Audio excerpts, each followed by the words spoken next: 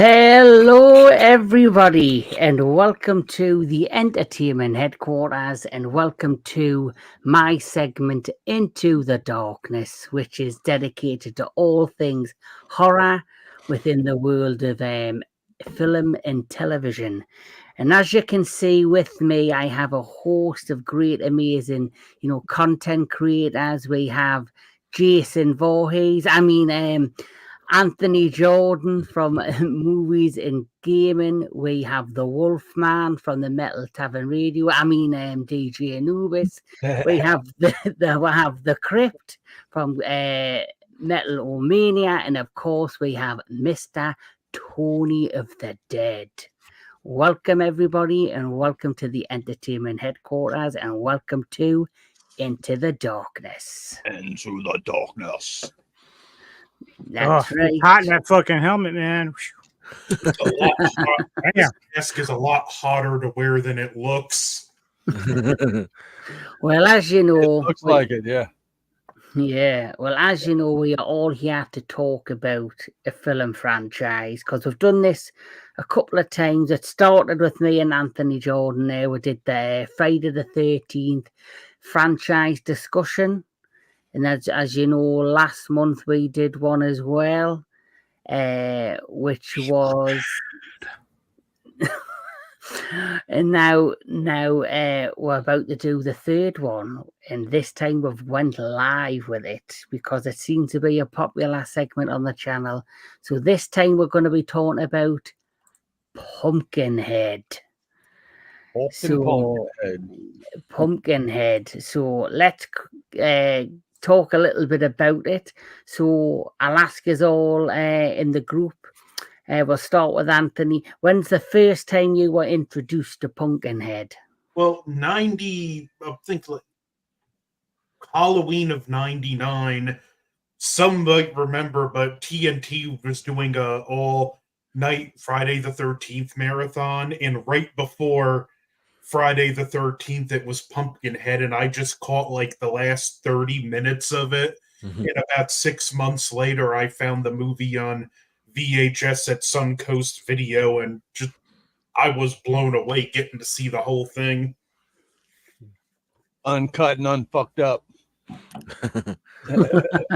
Well, Crypt, when did you first get exposed to Pumpkinhead? I actually went and saw the first one in the movie theater back in the day, man. So yeah, the original Pumpkinhead movie, what was it, 19... I literally just lost my notes at 1988. So yeah, I was a 17-year-old punk. Took a girl that I was trying to score with to the movies. Of course, the movie was good. I remember the movie more than the girl, so I don't know. That's not going very well, I guess. But well, she mustn't have been. Pumpkinhead must have been more appealing. Yeah, the head in the Pumpkinhead movie must have been the only head I got that night. But but yeah, Beltway Plaza in Beltsville, Maryland, man. I used to go there, see all my movies, and take all my dates there when I was a young idiot. And now I'm an old idiot. So, and by the way, thanks for having me, brother. Appreciate you. Anytime, you're more than welcome to come on the channel anytime to talk about any shit you want. Horror, whatever. Hello to YYTT in the chat. Oh, hello and welcome. Welcome, YYTT. Yeah. Welcome. Thanks for joining us today. I know it's a bit of an early stream, about 1 o'clock, where these guys are. Well, some of these guys, but thanks for anybody who tunes in. We really appreciate it. So thank you, YYTT, for watching today. Mr. Tony of the Dead, when was your first exposure to Pumpkinhead? Around the time I started the channel, I think probably like 8 years ago or so. Mm-hmm. The first time I saw Pumpkinhead.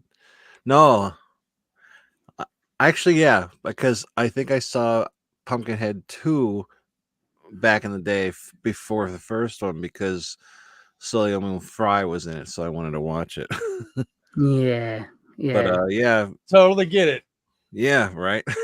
Oh my God. Mr. DJ Anubis.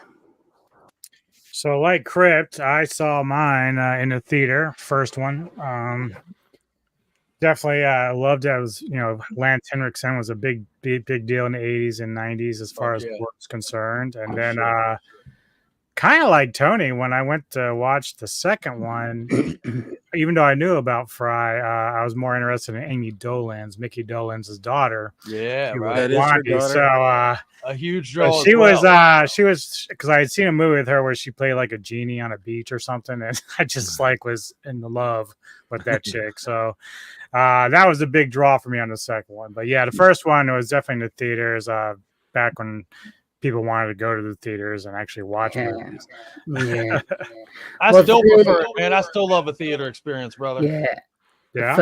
For me, my first exposure to this, which obviously I was born in 1983, so I didn't, I was still a young pup when this thing came out, so I wouldn't have had a chance to see it in theaters. So I think I caught this when they did like a horror marathon on one of the British television channels, and it was on really late. It might have been on like say 11 o'clock at night. And I'm very much like Anthony. I caught the tail end of the movie, and then I think a few years later, when we had got Sky Television in, which is in the UK, it's like our cable service or one of the cable services. They had the Sci-Fi channel. And they showed all the Pumpkinhead films, like the first two, because I think they were about to release the newer ones. So that's how I got exposed to it. But obviously the older ones for me are a bit more superior, but we'll get into that. Yeah. So let's quickly talk. The movie's fallen into the Sci-Fi Channel's hands. I very much played a role in the direction that the franchise would go in. And I don't think it was a good one, by the way, but we'll touch on that. But sorry. Yep. So I'll quickly, for those that don't know, I'll quickly just talk a little bit about it. So Pumpkinhead is an American supernatural horror film series that began in 1988, originally inspired by a poem by Ed Justin. The series centers on the eponymous demon who attacks whoever it's summoned to destroy. And so it currently says from 1988 to present, because I believe there is a remake or a reboot in the works. But the film series has one. Yeah. The film series has one theatrical release, I believe, which was Pumpkinhead, the 1988 original. Then they had the direct-to-video sequel, Pumpkinhead 2, Blood Wings. Then we had Pumpkinhead Ashes to Ashes, which was filmed back-to-back with Pumpkinhead Blood Feud. That was in 2006 and 2007, and they were television movies, and all I can say is you can fucking tell they are. and they're not good ones at that. Yeah, so the entire budget went to Heinrichsen and fucking bringing in fucking Pinhead. Yes. God. Only to completely waste them. Yeah, completely. Yeah. See, I'm this is interesting. This will be interesting. Oh, okay. I'm not really on the same page with you guys here. Oh, cool. Good. Well, I always try to better conversation that way. Well, that's what makes these discussions interesting, because we're all having an opinion. Right. So art in all of its forms, right? You know, absolutely. So let's talk about the first Pumpkinhead. So a quick little plot synopsis. So this starts off back in the day when you see a young Ed Harley and his father, and you have some man running away from some mysterious demon-like creature. And then as he gets, and then it goes to present day. Back then, that was present day when he's older, and basically he runs like a supply store. He has a young son, and then these young country hooligan type people come, and there's a tragedy, and his son is killed in a motorbike accident. Originally, he goes after to resurrect his son, as he hears rumors about this lady who I believe is called Haggis. Is it Haggis? Yeah. And he has Sounds about right. he has like the folklore about this mystical woman in the woods called Haggis by kind of the townsfolk, who apparently has the ability in magics. And he goes there to resurrect his son, but unfortunately she doesn't have that ability, but she does offer him the opportunity of revenge.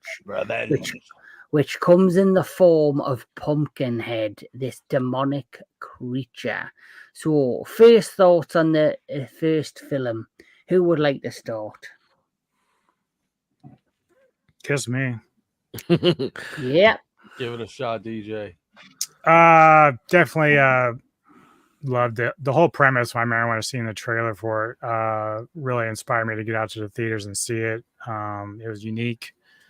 The young boy, in fact, who played the son, is also the same boy from the Lost Boys who played Laddie. So that was kind of an interesting little connection there. But yeah, just the whole premise, and like I guess the one thing that I really took away from the first one was, and it seems to be like a reoccurring theme throughout the entire franchise, is that you have people who want revenge for certain things, but then as the evening goes on, they kind of have a change of heart. And I'm like, to me, myself, I'm like, no, finish the job, finish it, it's done.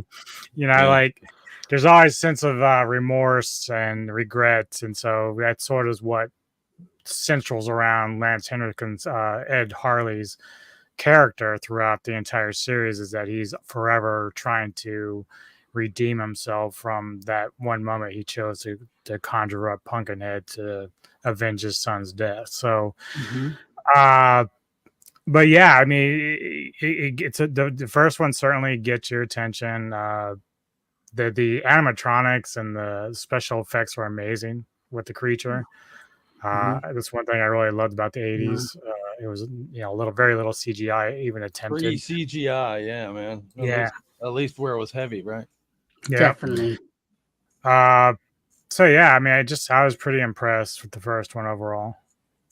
Yeah, I love the cast as well in this. And the thing that surprised me the most was that it was directed by Stan Winston.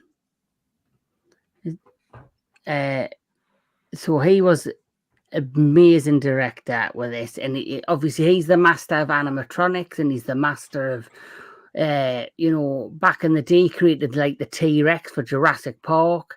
I think he worked on the Xenomorph for Aliens, I believe. So, and resisted some of the shift to the CGI that would eventually take over. Yeah, so he's master of practical effects. So like you see in the cast, I love the cast in this. So I'll quickly have a look at some of the, so like you see, you do have Lance Henriksen there. Having just relaxing, and there's him and his son in the movie, and then you have, this is the douchebag in the movie. Oh yeah. Hey, it's just a complete. That's what funny. That's an ongoing thing with the series too. They have a dickhead douchebag that's just unrepentant pile of shit. Yeah, that's one thing I noticed with this movie. In the second movie, it kind of like the theme is like a young, like kind of youth gang, and they always have all these TV actors. So we mentioned Salim Mufrai and whatnot. You also had Mayim Bialik, who was in the series Blossom in this film. Yeah, right. Yep. So it's kind of funny with all these former TV star girls appearing in this set. Yeah. They should have spent more money on the stories. Yeah, well, the great thing about this as well, when it came to the actual Pumpkinhead himself, what they did is that looked at Lance Henriksen's face, and as you can look at the Pumpkinhead, it does have a similarity to him, because I believe Stan Winston wanted the Pumpkinhead to whoever it was working with or who had put in the request for revenge to have a similar look to them. It would capture their face, which I think, as you've seen there, is very prominent in how he looks. But yeah, so Anthony Jordan, what's your opinion of the story? a great story. I love just the feel of Southern Gothic horror, which we don't get a lot of, and it's great tragedy too about just this man who wanted revenge, and it cost him more than he could have ever afforded to pay. Mm-hmm. I even love the twist that there's a scene where the piece of trash that caused the accident had agreed to turn himself in and face consequences. So, Mm-hmm. even in the grand scheme of thing, his revenge was for nothing because justice was going to be served. But you mentioned the opening scene. Interesting trivia fact. The guy we seen running from Pumpkinhead is Dick Warlock, who played Michael Myers in Halloween Part 2. Ah, very cool.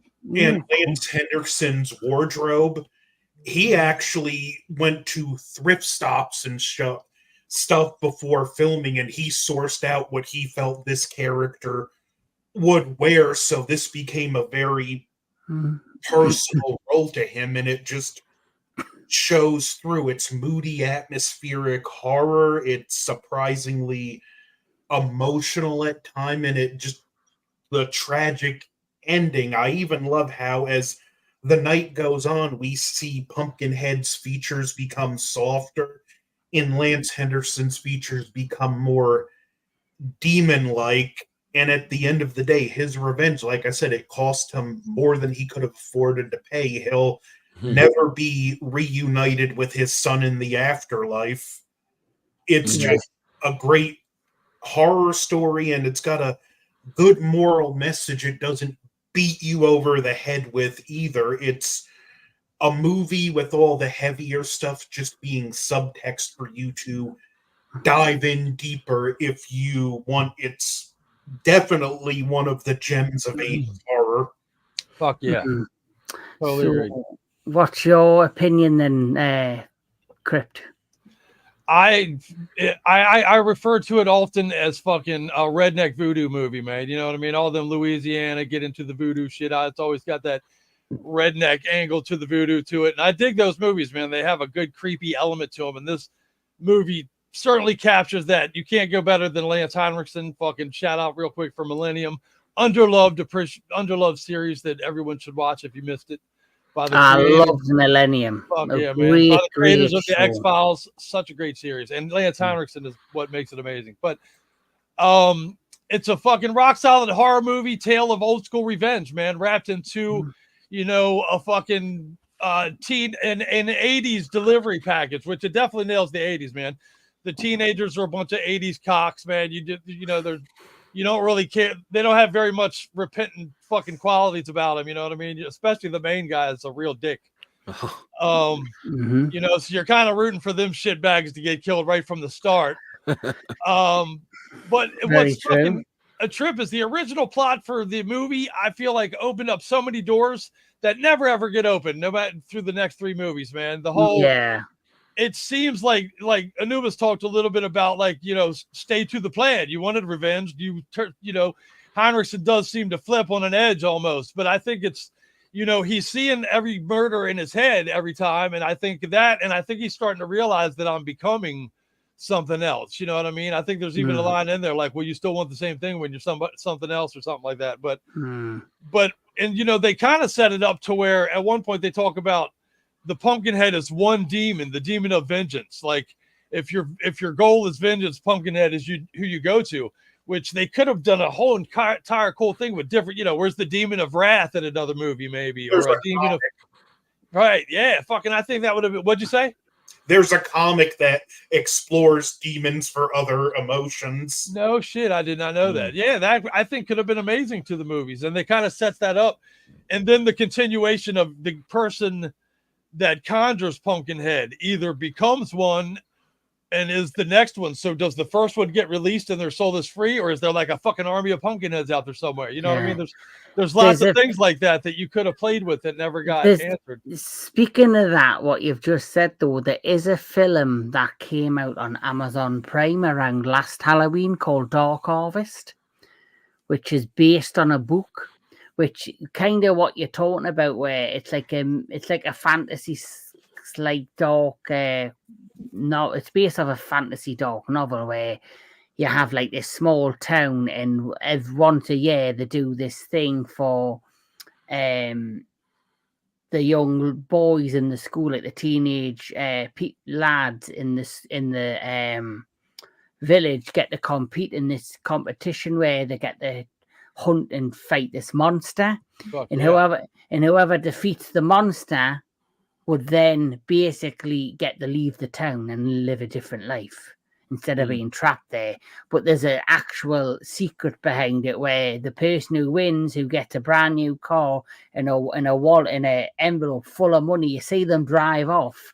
But then it's a bit of a spoiler, but at the end of the movie, you find out that that young person who wins and defeats a monster the following year becomes the monster. Oh, so right. it's kind of because it That left it premise. on Right. yeah, so it kind of left it on a cliffhanger, which Right. I really enjoyed. That's cool. And I was hoping there'd be another one. Whether because it's on Amazon Prime right now, if you want to check it out, Dark Yeah, I will Harvest. indeed. Dark Harvest. Cool. And it's very much has a similar tone to Pumpkinhead in terms of its style. I wonder how that would have went. You know, that could have been a whole different film, franchise. And honestly, you could have played heavily on Heinrichsen as the monster, especially for the next movie or two, even, which is a dropped ball in my opinion. And when they do they play with the idea a little bit in 3. They even bring Heinrichsen back in 3, and they kind of play with the idea that he's got the connection to the monster. But even that they do in such a dropped ball kind of a way that it's like, man, what a missed fucking opportunity, you know? So it's not stated where, but what at least personally makes this movie cooler for me, it's supposed to be set in a rural town in North Carolina somewhere. So I like to think it's somewhere on the other side of some of the Blue Ridge Mountains I can see from my backyard. Fuck yeah. That's killer. So as you know, there's a host of characters as well in this. Sorry, Tony, you need to. What did you think of the initial movie? Give me it down, Tony. Well, it was. I binge watched all these last night. I was up till 5 a.m. watching this crap. The first one, obviously, the best. He deserves one. fucking what kind of injury pay or some shit, man. Yes. Let's just say by the third one, I was like, how long is this until it's over? You know, fucking let me free. Oh my god! It's like I'm only in a half hour. Oh fuck! Have any like Ed Harley begging her to call it off? Have any of you noticed Anubis is sitting there very quiet? He is. He's looking at some pee on his phone. He's looking at us going, you bunch of a-holes. You don't know what he's talking about. You know, I watched it last night for the first time in a while. And my wife was watching it as well. She never saw it, and she liked the first one. I liked the whole idea of the vengeance. But again, it's like every movie is the same premise. Like, I'm going to take vengeance. I changed my mind, and shit like that. And yeah, it is quite repetitive. It's just the same scenario, but under different concepts. Well, obviously, formulaic as fuck, right? Yeah. Where they didn't really change it up, but I get what you're saying. But in terms of the movie, it does have a host of interesting characters. Oh yeah, I didn't think they were teenagers though, and if they were, they definitely didn't look it. Like we always say, like the teenagers, but I think they were more like in their early 20s. Yeah, you know what I mean. But like, yeah, that guy right away. Like what? Oh my god! And the thing is, he's the only one of the kids, that I thought I wanted. And it sounds terrible, but like, I wanted to see get killed. Yeah, as a horror fan, you definitely are rooting for certain deaths for sure. Right. It just sounds weird. Like, I want this kid to die. Yeah. But like, he just turned into this real big douchebag in that, and and even though you don't see a whole lot with like Lance Henriksen and his son, like but you kind of see the formation of the bond they have, and when he gets hit by the bike, I felt, I felt bad as a father. It's like, oh my God, because my kid's around that age, and it's just like it was kind of sad, and it's like I'd probably want to take revenge too. Fuck yeah. But like, definitely. No, especially when the fuckers ran off and shit, bastards. Right. But like, I lost my train of thought. But like, when you find out, sorry, brother, that like it's going, no, you didn't do it. It's just early for me. When you find out like they are going to turn into the Pumpkinhead, and then they have it's like, just do it yourself. Like, don't even summon them. I get it. You want the guilt free, but like, I don't know. I picked these movies apart.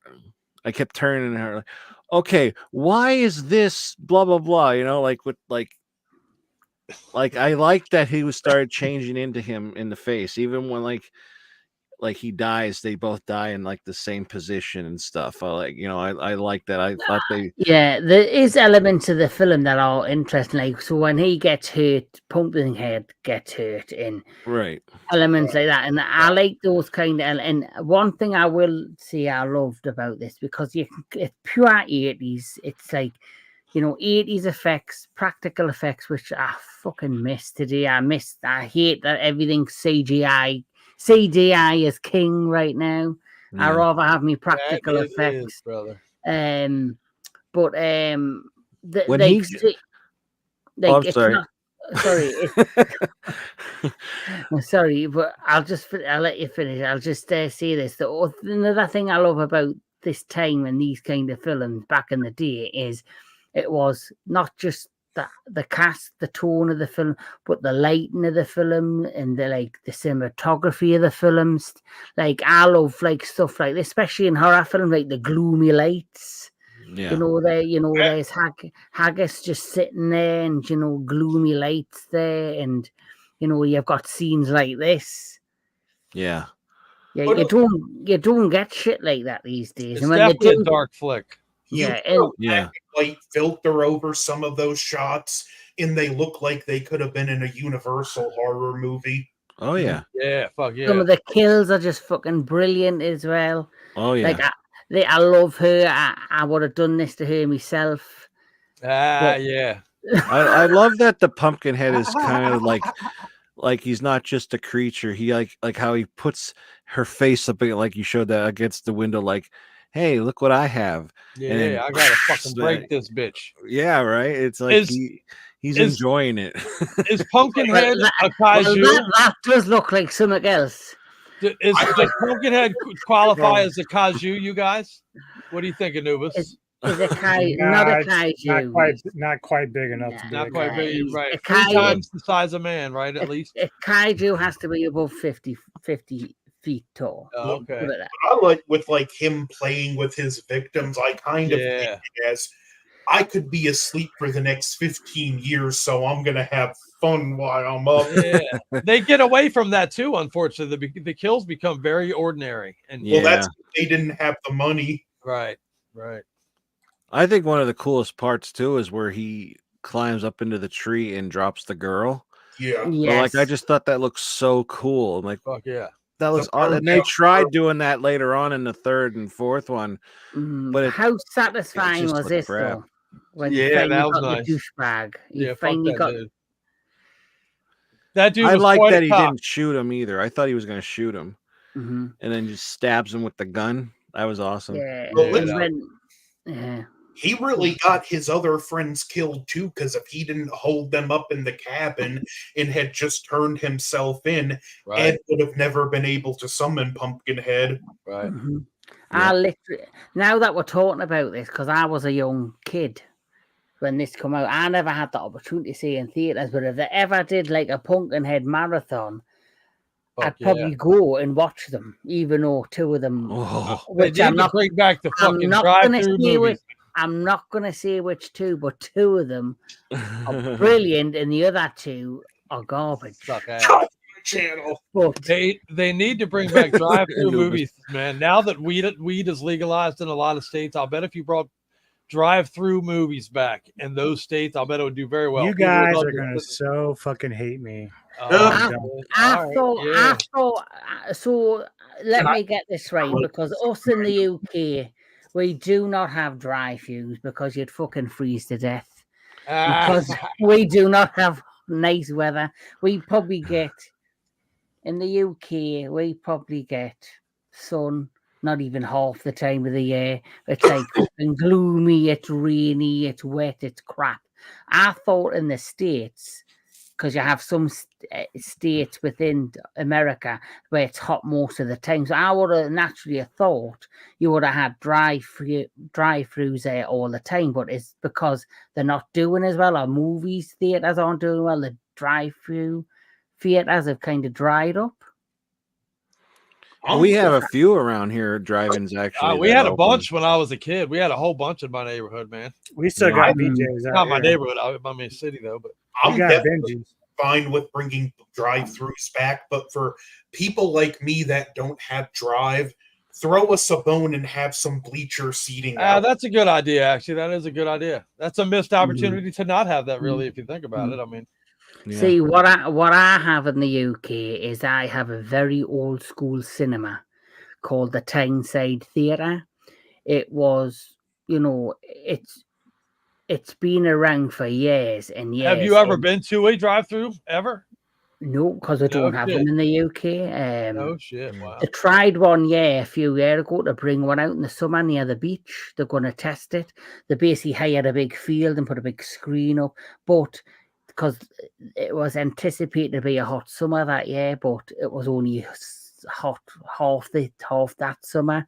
So some of the days it was open, some of them days it wasn't open, so it didn't really pull off. It didn't really make a profit, I guess. Damn. So, but anyway, it's time to bring those back, man. Yeah, but what I've got the Tyneside Theatre, which is a very old building that used to be like a ballroom, and they've converted. They've got one big screen, which is the big screen.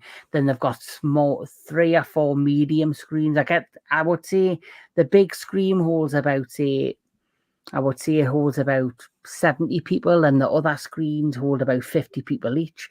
But it's a very old school theatre. Like they still have like you can buy drinks at the bar and take them into the theatre. But at the end, where near the screen, they have like the old popcorn machine and like icing by little tubs of ice cream, stuff like that. Where the bigger theatres, as you know, cost an arm and a leg. So I'm lucky enough I still have that. But anyway, so the first Pumpkinhead, which started the franchise, was very much get me teeth in. Was very much as of its time. Yeah, what's it got to do with your taint, man? Jesus, you get your taint in.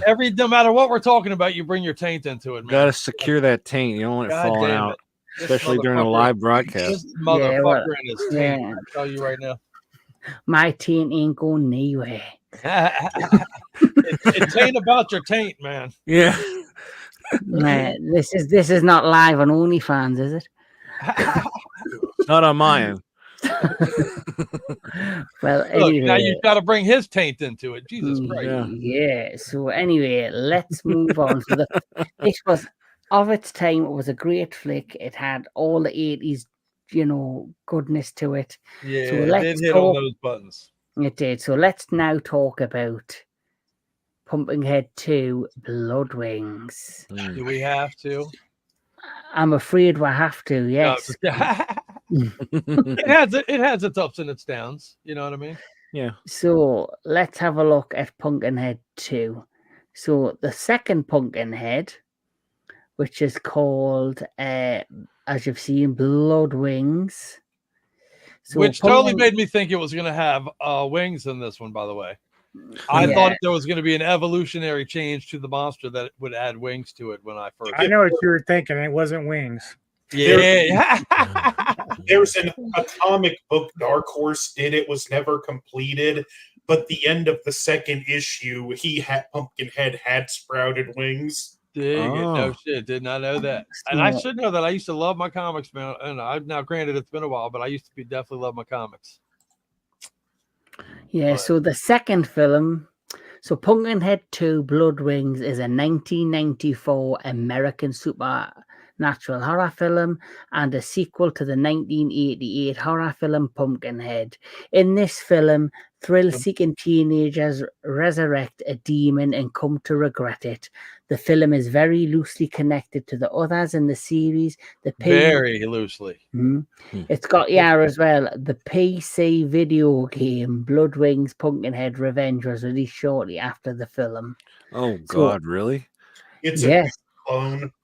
Oh, wow. But the thing is, I can't. The why I've mentioned that is I don't know many horror properties that actually got a video game. So obviously, I think Friday the 13th has, Texas Chainsaw Massacre has. Evil Dead got one that I used to like. Yeah, Evil Dead did. I don't know if Hellraiser did. I don't know if Halloween has ever had a video game. But the fact that Pumpkinhead, which isn't like, I guess, isn't like a hugely popular franchise, has actually got its own freaking video game. Often overlooked, even when people talk about the great horror franchises, Pumpkinhead is often overlooked, I think. But yeah, I like the concept of the idea behind Pumpkinhead, like this demon that's there to bring a person's revenge. And redneck voodoo can always be scary, man. Redneck voodoo's got implied scariness built into it. So yes. So this one stars Andrew Robinson, Amy Dolenz, I think. Dolenz. So Amy Dolenz, Mickey Dolenz' daughter, yeah. Yeah, and what's it? So Soleni Moon Fry, J. Trevor Edmond. In her prime, by the way. She was big time by then, right around then. Hill Harper, Alexander Polinsky, Leanna Quinley, Mark McCracken, Stephen Hannelly, and Roger Clinton Jr. Now, I have to say, I actually thought this film was better than the first one. Than the first one? What? Yes. Wow. No shit. So I have to, because the reason I like this is because the first. You really like Linnea Quigley's boobies, is what you're telling me. Well, it turned. Who doesn't? Yeah, right. So why I like this one better is the first one was a sympathetic revenge story about a father revenging the loss of his son during that tragic bike accident.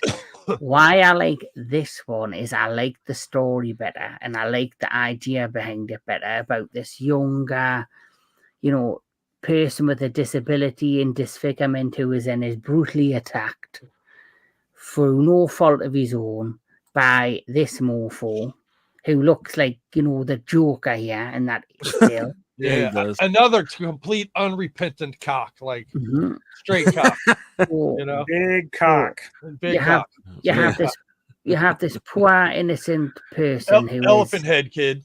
Yeah, who literally, no fault of his own, is born the way he is, and and then he meets a tragic end, and then it skips a few years later where you've got the new sheriff of the town who's there with his wife and his daughter, who's obviously kind of got a bit of a sketchy past as well. This is the sheriff of that one. So you've got, these are the Hellraiser. Hellraiser, absolutely. And he's also played Garrick in Star Trek. Yeah. Which I love Star Trek. I'm a bit of a Trekkie, so I love this actor. I think he's a very talented actor. He's got a lot of horror credits too, yeah. Yeah, he was great in Hellraiser. So I'll just go through some of the characters. So he's the new main, I guess, dude in it, the new Lance Henriksen for this film. So you have him, and then you have this is the new douchebag. Oh. And he's quite a cock again, another straight cock. He's drinking beer. Yeah. Then you have the lady who works in the mortuary. She trips me out in this movie. As a she drove me nuts. Yeah, me too. Does anybody recognize her though?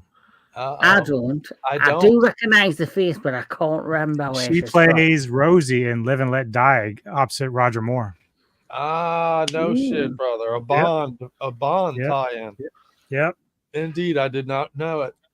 You're good for that shit, Anubis. I love you, brother. And then you do have this character who has this awesome dream sequence, who is his daughter. Yeah. I love that. Yeah. Could you just keep it there for a little bit? I'm gonna rub one out real quick. Yeah, right. She's not a bad. That's Mickey Dolenz' daughter, right? Yeah, Pumpkinhead looks pretty hot there. You're right. Let's all Hey, we're the monkeys. I'm gonna spank my monkey. Oh my God. Let's well, all that's just fine. I'll just take Cillian Moon Fry.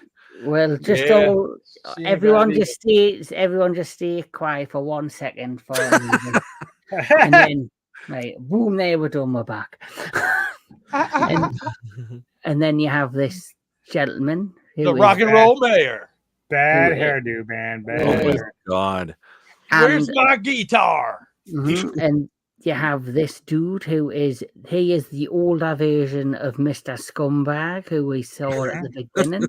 Right. Scumbag. His daddy. So I have to be honest, he must have had a bad paper run because he ended up like that from that. Right? So life has not been believe good that for him. those kids are the ones that get we're talking spoilers here, but like that was like 1958 and this is supposed to be 1994. Yeah. We're supposed to believe that those kids were the older people. Right. Like it was a stretch. It was a my first wife kind of a stretch, bro. Let me tell you. It was sagging on the floor stretching. I don't remember the guy in the film, but he plays Red. He's probably one of the younger kids that are older. Right. He also plays Leatherface in the third Leatherface film. Oh, cool. Yeah. You want to hear? Oh, but did you catch Kane Hodder in here as well? Oh yeah. Yes, sir. That's right. Pumpkinhead has killed Michael, Jason, and Leatherface. Oh, right on. No shit. That's a pretty interesting fact. So I'll just go through some of the I'll go through some of the images from the second movie. So and Pinhead. Right. Yep. Yeah. Right. The one thing that was done intentionally. Yeah. The one thing I will say about this film is that I do quite like the design of Pumpkinhead better in this version than the first, because obviously it's a few years later. The technology, like the practical effects, are a little bit better, like in terms of how he looks. Is it just me, or is the if you go back to that last image, the Blood Wings looks like something from the Joker and Dark Knight? Yeah, I could see that. Yeah. Some of it looks like fucking. It's like he's about to break out the Looney Tunes song, like this particular film. This particular image reminds me of that little green frog from Ghoulies. Oh yeah. Oh yeah, I like those flicks. That reminds me of Ghoulies for whatever reason. Yeah, I'll show you my ghoulie. See that. So the fucking the black doctor lady, man, we skipped over it, but like at first she's immediately like her very first thing is it's something not of this world, like immediately. And then the sheriff's like, maybe it's something not of this world. And she's like, come on, dummy. It's fucking, it's probably just, dickheads. Like, oh, what the make up it makes me laugh though. Some because it is the 80s cheese, early 90s cheese that if in today, like I work in a hospice, so imagine me working in a hospice and you've got a nurse who went to university for years and years, who's got all this medical education, and something happens and she goes, right, I can't explain this medically or scientifically. It's a message from God. Yeah, it's like, well, so why the fuck did you go to university for? You gotta have a career, I guess. Yeah, right. I don't mean to I know we're jumping all over the place, but I just looked it up now to see if I was right. When I was watching this, and the second one, are you talking about the second one? Right. Yeah, I'm talking about the second one. the I can't remember her name that we were just talking about her. I thought she reminded me of the I don't know what her technically job was, but in Predator 2, the old lady that analyzed Predator's weapon that got caught in the wall, like the little piece, she reminded me of her. And wouldn't you know it, the one who played Miss Ozzy in this one, Aussie, was the woman from Predator 2. Correct. That did that. And I thought that's so weird. I thought she reminded me of her, and in here she's in this movie. Yep. Wow.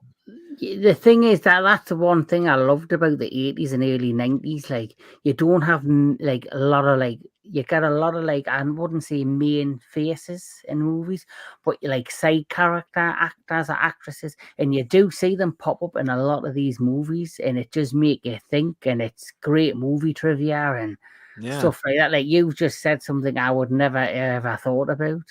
But now that you've said it, I'm gonna have to look it up myself. Yeah. You know, I'm forever doing that, man. I watch movies with my IMDb open. Like, ain't that? Wait a minute, I know. What. Right. Yeah, I know that person from somewhere. What the fuck?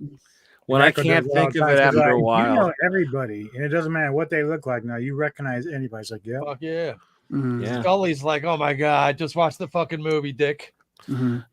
So I'll just quickly get on with the story. So these young kids that mess around with the magic, you have the accident that happened years before, and what people don't know, spoiler if you haven't seen it, but the young boy Tommy, the disfigured kid, is actually somehow the son of Pumpkinhead. So he gets killed, and then you have the old lady who is tragically hit on the road by the young kids, who's connected to the new Pumpkinhead, which is going to be Tommy's body, who then comes alive, terrorizes the kids, terrorizes the town. At the same time, the sheriff, his daughter, are all interacting, trying to figure out the mystery of it all.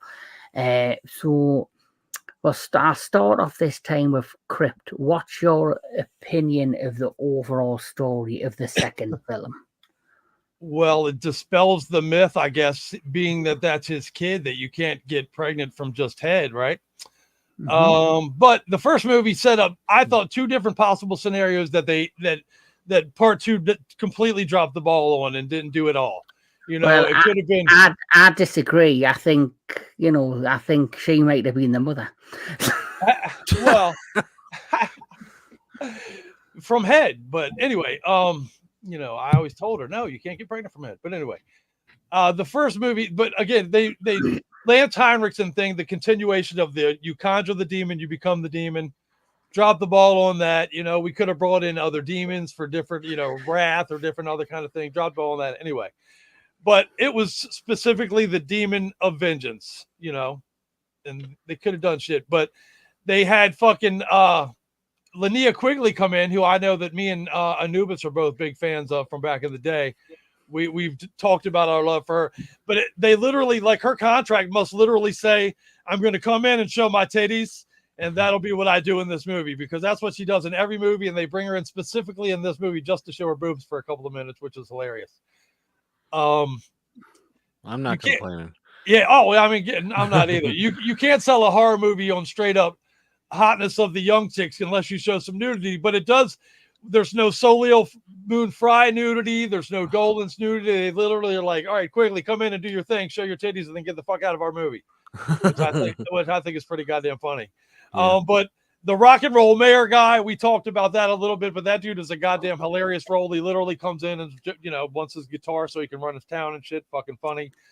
But one of the best kills in the entire franchise might happen in this one, man, when the dude who bangs Linnea Quigley's character is then suplexed, body breaker, by the fucking monster man, straight out of a WWE fucking ring, which I thought was pretty kick-ass. And I do feel like it's just dropped the ball, man. You called it blood wings and no wings. You could have added wings to the monster. So there you go.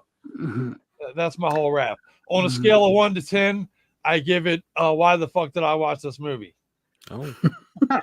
Right, we'll go to Mr. Tony of the Dead. Well, I don't know if I like the story better, but I do like that.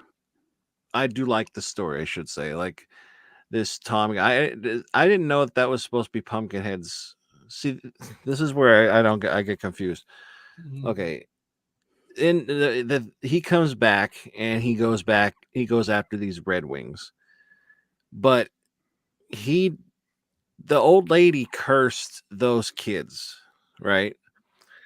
And then she's in this coma weird thing, she's going through it, and it's going after the Red Wings. Mm-hmm. Wouldn't it go after those kids instead? I know like the guys killed him, but why did it not go after the kids? And then when she dies, why doesn't Pumpkinhead die? If she has his soul, you know? Yeah, I noticed that there was a few like plot holes in it. Oh yeah. Yeah. And I mean, if you're bit. gonna make a whole different thing, okay, but like, why did he turn into Pumpkinhead in the first place? Shouldn't Lance Hendrickson have been the Pumpkinhead? I'm trying to think the third and fourth one. Did they have somebody that represented? Because the daughter, like, so even in the fourth one, Pumpkinhead does not represent the dead girl, so it's just there. So it is inconsistent with how it applies its logic, but really that starts from the second movie on. It doesn't follow the same path as the first one. The third one is Lance Hendrickson's character body. Right. It skips over. Right. This movie skips over all that shit. I think if they were going to do that, like, okay, this is a different Pumpkinhead, they should just continue to do that and not worried about, Right. They tried to juggle all those balls at the same time, and they just dropped all of them. The thing as well I found a bit weird is I think it was for name recognition, but I don't necessarily needed to bring Lance Henriksen's Ed Harley's character back. Yeah. I understood it in the third one. The fourth one, which was totally not really connected to the other three, which for me is more of a standalone Pumpkinhead film. I quite frankly didn't understand why they brought his character. I think he's one of the producers on it. Wasn't it around the second movie is when they got tied to the Sci-Fi Channel somehow, right? Like that was made for the theaters, but it was one of the early Sci-Fi Channel forays into trying to get movies that were made for theaters, I believe. Because you had Dog Soldiers, Ginger Snaps. These were all films that appeared on the Sci-Fi Channel. The first Ginger Snaps was underloved, in my opinion. Yeah. Oh my God, yeah. Fucking love Ginger Snaps. Yeah. That's going to be a future discussion. I'll be there for that, brother. I'll be there for that. Got my girl in it. It's got my girl. So you guys are always going to be a part of my franchise discussions because you're fucking awesome. Well, I love you back, my friend. I love you back. I just thought I'd throw that out there. But there's one redeeming quality of this movie. Can you think what it is? Linnea Quigley's boobies. Amy Dolan's. Say Soleil Moon Frye just talking. This is what I loved about this movie more than anything, because as much as you got some decent kills, it was quite dark in the scenery. This redeemed it for me. Yeah, that was awesome. He's got spaghetti. It's spaghetti night. Yeah, speaking of head. That alone was marvelous. Yeah, I agree. We'll go to Anthony Jordan. Your opinion of Pumpkinhead Bloodwings. Well, I think it's flawed, but for the most part, it's different. Like we heard how it breaks some established lore. Here's kind of how I kind of look at each pumpkin.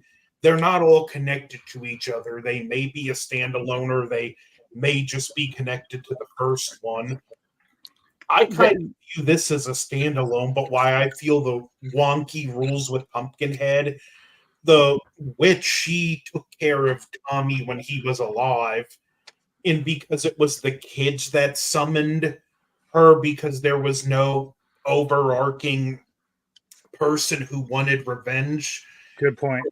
its soul to latch onto. I think Tommy's soul was sort of in limbo, wandering the woods, and he latched on to Pumpkinhead. And because, again, she took care of him, he also wanted justice for her. So that's how I kind of rationalized that. You could have also said though as well. I agree with everything you've said, but I also think don't forget she was hit by the car, so she might have had a bit of anger in her after I had the hit and run. So it might have been two souls or two. Well, things she was that angry. summoned them. Yeah. Oh, yeah, But it wasn't until he started messing with So- her shit, and then he hit her with something, and then like Right. that's He punched her in what, the face and stole her shit. Yeah. So that's what. I think what Anthony's saying makes 100% sense, but it's also, I think, what summoned Pumpkinhead overall was the combination of Tommy's soul being in Lingo, and then the anger, the emotions of anger from her, and I think he was summoned through her anger in this soul in Limbo. Because he has to have something that drives Pumpkinhead, not just a soul. So her anger might have been what drove him to go after the kids. Well, yeah, but his initial anger is at the Red Wings. Like that's when he comes back, that's his first goal. Yeah. Yeah. It should have been the other way I think around. that's what it is that when he died, I agree, there wasn't anybody there to like conjure Pumpkinhead to get revenge at that time. So when the kids go and they like mess around, it's basically to do a seance. They bring him back, not knowing it. He just goes on his business to take care of the Red Wings, and then of course, as you said, the old woman, who is basically his caretaker, is like now the attention turns to the kids, and so that's why. So that makes total sense. And the movie's got Andrew Robertson, who's just a very underrated actor. Kevin had brought up like Star Trek Deep Space Nine, and the character he played in that, Plain Simple Garrick. I love how just by altering, just changing the tone of his voice an octave, he can go from really pleasant to scary. Like, I'll have to come by and pay you a visit later, or I'll have to come by and pay you a visit later. You can get the same line and just alter the delivery and make it chilling. But my favorite thing about the movie, in keeping with the tragic feel that I do like surrounding Pumpkinhead, I love how Tommy died one way as a human, and we see the flashback that Andrew Robertson actually saved him once as a kid. So we see Tommy Pumpkinhead show him mercy and spare the daughter, and because the revenge ran its course, it can now be killed. And I do love the tragic bookend of him dying the exact same way twice. Yeah, oh yeah. I agree. That was, and like I say, this is why I think I like this one a little bit more than the first one. Because I like all the things Anthony's mentioned, the connection, and it has only one connection to the first one, where I think one of the characters, I can't remember who it is, mentions Ed Harley and how the years ago Ed Harley, the accident with his son. And then, of course, obviously they said, oh, you went crazy, but no, it wasn't. It was actually Pumpkinhead. And I think it became like a legend. Yeah. That's an interesting note, even. In fact, in the first movie, only the kids refer to the monster as Pumpkinhead. All the adults call it something else. But by the second movie, everybody in the whole movie is, referring to the monster as Pumpkinhead. Anyone like ever considered it might also be like, who's like read the book Pet Sematary? I have. Okay, you know how the Wendigo not only influences the land for tragedy to happen, but it influences the people who have knowledge of the cemetery to bury the body. I feel like in these movies, it's a similar thing where Pumpkinhead's evil, which does corrupt and rot the pumpkins in the pumpkin patch, it influences tragedy to happen on the land, and then the person who's the survivor or victim of the tragedy gets that influence to seek the revenge and summon it. Right on. Right on. Mm. Self-perpetuate itself, basically. Yeah, I dig it. Mm-hmm. I Well, dig it. I dig it. Right. That's kind of one thing this movie was missing is that pumpkin patch. Yeah. Right. Because that's Well, a cool pumpkin patch, and you know. Yeah. Well, watch Dark Harvest. I'm sure Dark Harvest has to, in some way, have been inspired by Pumpkinhead. And I don't mean to like cut anybody off, but like you said earlier about Stan Winston, I'm terrible with like names, so like I know the name, but I couldn't connect it. I was even saying it kind of reminded me of a xenomorph. Like he kind of like, and even the sounds, it sounds like an alien. And then you said about he was like the one that designed that. And I was like, oh, that's kind of coincidence. What if he just like took one of his? Because I guess it would be. I don't know when Alien or Aliens came out, but the like first one was what 79, and this 88. So like he had like a leftover one and just changed it. Extremely feasible, in fact. I would say. To answer your question, it actually addresses that on this. Whoa! Interview, if you can get it, get the Shout Factory Blu-ray. But Con Woodruff Jr., who's the special effects guy, he worked for Stan Winston at the time, and he said because Stan was directing it, he pretty much told the people in the special effects department, "Look, this monster is your baby. Do what you want with it." Oh, right. Okay. And did it start then from? Do you know? Was it did it have an origin in an alien drawing at some point or another, or just? I forget what they said, but they do talk about that there was a process, and I think he said they did like draw some things they liked from other sources. Because it's like Michael Myers, his initial mask was from a Halloween mask of William Shatner from Star Trek. So it wouldn't, like, say you had a xenomorph damaged costume from the original film, or even aliens. Or shit, I'm sure many drawings were made in the process of creating the aliens. You know, I could very easily see that a drawing that sat there and ended up not being used became Pumpkinhead. You know what I mean? Many of the people, like the Tom Woodruff Jr., he was one of the people working with Stan Winston designing the xenomorphs. Wasn't the xenomorph design based off a painting? Yeah, and he was in the xenomorph costume in that movie, and he also played Pumpkinhead in the first movie, so there is a Pumpkinhead alien connective tissue there. Fuck yeah. That's so pretty there cool. you go. There you go. Like I said to you, the great thing about like obviously discussions like this, or the 80s or the 90s particularly, is that you will always have like a mashup of like I said, I mentioned about the actors. You'll always find an actor that from an 80s movie and an early 90s movie, maybe not in a star or role, but some sort of cameo, and it's always a face you recognize somewhere else. And just like this, creators of different movies will have worked with each other, or have had people on their team that's went from one movie to another and was inspired by a previous movie that they've worked on. So Aliens 1979 and Pumpkinhead 1988, you can obviously see there would be, even like modern movies that, the shit as there are, like you will always have somebody who's worked on a DC movie will go to a Marvel movie, or vice versa, or whoever's worked on a Jurassic Park movie will probably jump onto a Monsterverse movie with Godzilla, because it's a similar format, it's a similar kind of tone of a film. But DJ Anubis, what was your opinion of the second film?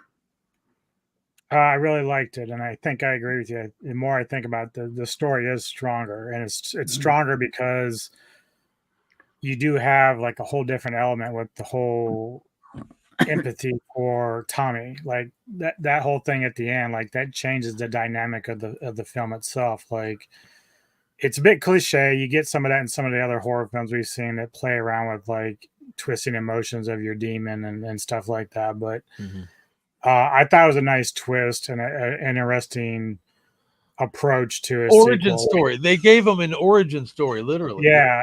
And the thing is, like, as we're going to talk about the next couple of films, is like sequels generally don't do all that well compared to originals for a reason. But when Kevin and I were talking yesterday a little bit about this off screen, if I go into another franchise, I can sit there and say most of that franchise is garbage compared to the 4 films in this particular franchise. It's not very long, but I look at each one of these sequels as an original piece. Like there's original thought, there's original story, and I think it's pretty interesting. It doesn't necessarily make them like 10 out of 10 films, but the reality is compared to some of the other stuff I've seen in like Friday the 13th, Nightmare on Elm Street, Halloween, the stories are much stronger and better. But we'll get to that in a minute.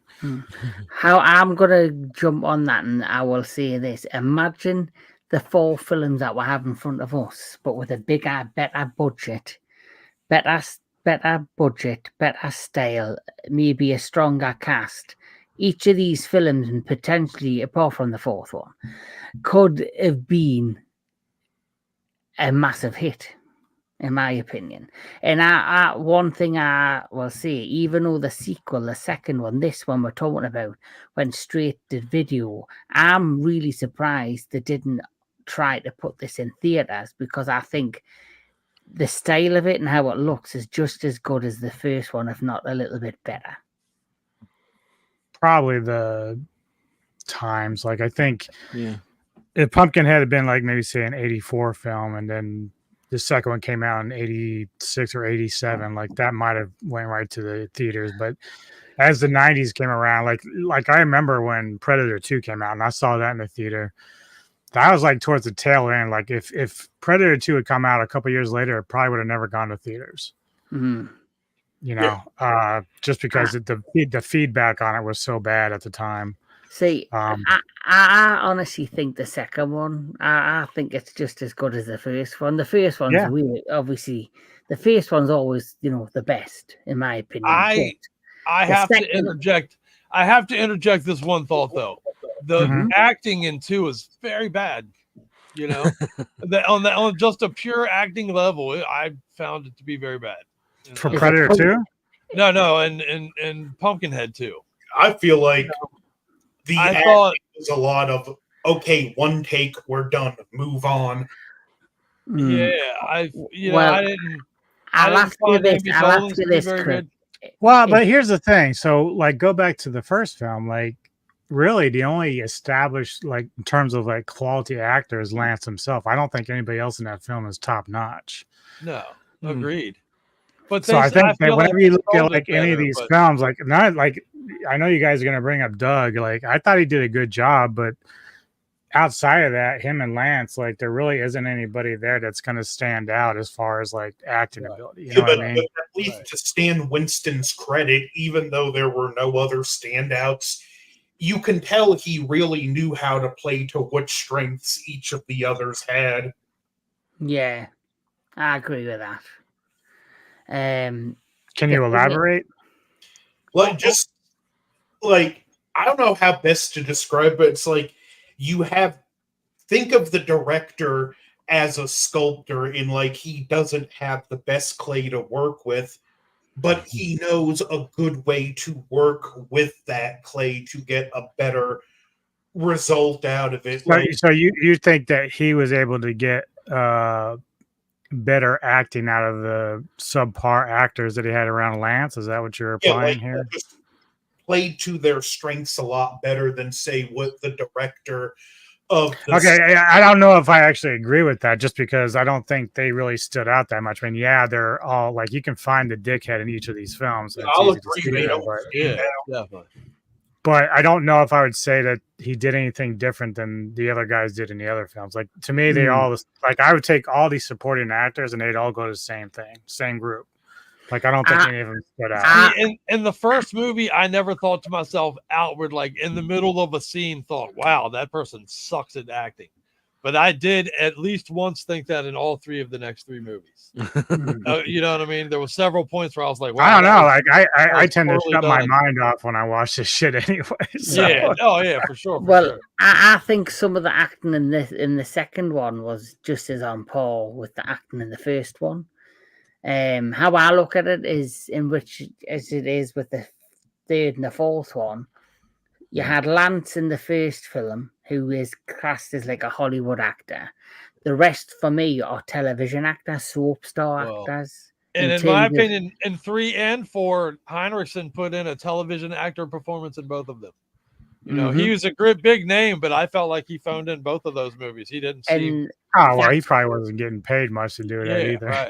So, I'm sure. like, I'm sure. I think they only put him in there, them films for name recognition. As right. 1,000% even. Yeah. I don't know. I think that on some level, I think Lance wanted this to be his franchise. I think he wanted. I think so at one point. Right. Right. But then you got Millennium, and then this went to shit. Yeah. I think you're onto something there, honestly. Because I think Millennium is just it's amazing. Millennium's top shelf, man. Mandatory. If you, especially for any fans out there that ever got into X-Files, which everybody who watches our show knows that's what like a big that, X-Files that's like the mid 2000s series, right? Because I wondered what were the exact years. I remember seeing a few of the episodes. It was awesome.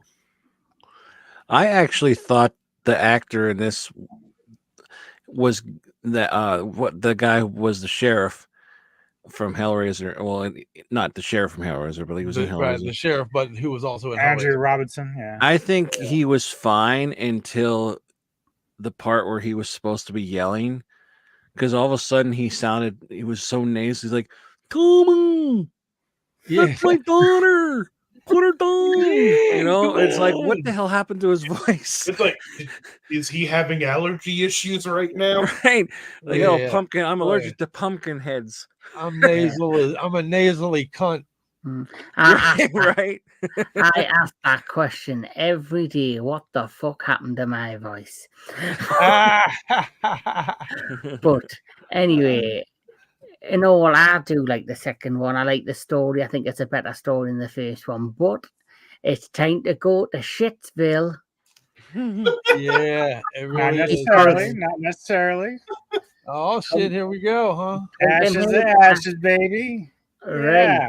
Pumpkinhead 3. Doug Millennium, Bradley. by the way, was 1996 to 99. It's a little later than I thought. I would have guessed it was earlier in the 90s than that, but I thought it was later. So. Oh, cool. Okay. So, 96 to 99. 3 full seasons. 67 episodes. Very worth watching, my friends. Very, very worth watching. All right. Yep. So here we go. Let's have a quick look at this. So ashes to ashes, baby. Makes me think of Venom every time I hear that. Actually, in my adult life, I was thinking of Lamb of God. Pumpkinhead, Ashes to Ashes is a 2006 made-for-television supernatural slasher horror flick. Yeah. And the third installment in the Pumpkinhead film series of horror films. The film is directed by Jake West, who last work was Evil Aliens, which I've never seen, who was wrote the screenplay with Barbara Werner. Barbara Wiener. Barbara Wiener. And they're coming to fuck you, Barbara. Okay, I'm sorry.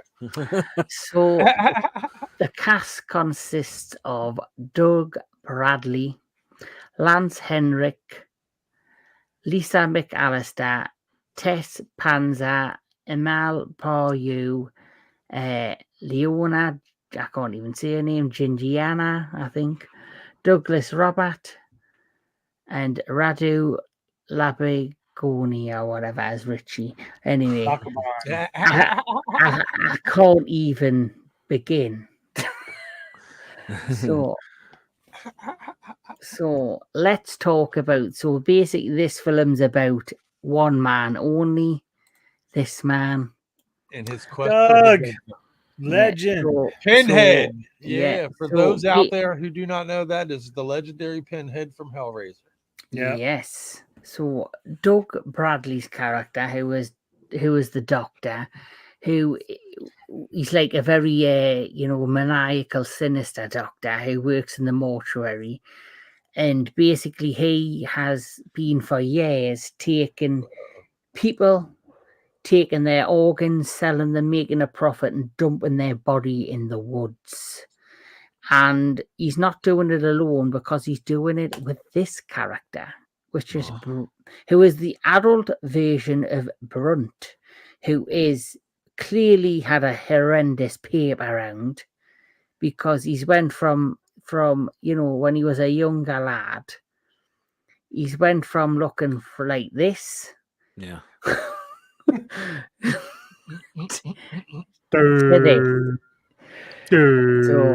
So, and then obviously the whole story is basically, this lady, she wants revenge for, a child goes missing. They find that child, he's unfortunately died. He turned out to be the most annoying chick in this fucking film. Yes, so she wants revenge, or a group of them, want revenge for the loss of the loved ones. So they go to good old, what you call her, Haggis, to revive Pumpkinhead to go against the person or the people who have caused wrong to their family, which, unknown to them at the time, is the Great Doctor there. And they summon the new Pumpkinhead, which, the design of the new Pumpkinhead for me isn't that bad. Obviously, you've got to, take it with a pinch of salt. It's made for television. It's sci-fi. And back in that time in the early 2000s, it was the era of shitty CGI. So yeah, man, you had to take what you got. This back movie then, embraced that shift. It's not fucking Godzilla -1 type CGI. No, it's not. So, for me, I'll be honest, the CGI didn't bother me. I actually really enjoyed that scene where you see Pumpkinhead climbing against the top of the church. I thought it's only like a 2-second scene where he's climbing in the rain, the church. I actually thought it was a decent shot. And for its time, I thought the CGI, yes, it wasn't amazing, but it was acceptable. Yeah. So let's go to DJ Anubis. What is your opinion of Ashes? Yeah, we got to start with this, it sounds like. So, yes, yeah. So, again, I like the plot a lot. It wasn't as executed as great as it could have been. You got Bradley being like a very villainous role here outside of Pinhead. And, man, I'll tell you, like, the idea behind it was really great. Again, story writing is always important, so that's where it's really weakest, because they kind of lose their way. Like, the one thing about these films is they tend to like throw in characters that are basically throwaway characters. So it's like, Pumpkinhead's got his goal set, but then like we're gonna throw in this random dickhead just for him to go kill him for the hell of it, and it doesn't matter. In this case, we have like too many characters that really don't belong there. Like, we only really need like 2 or 3 central ones, really, but they've got all this other shit going on. Right. But I still I still like the idea behind this. It's an original idea. It's not, even though they do follow that whole revenge plot thing, it's not the same as the first 2 films. It's all following different methods, and so it's still very much original. I found it quite refreshing. Yeah. If you dive into Friday the 13th series and franchise, it's all the same. Jason just goes around hack and slash. That's it.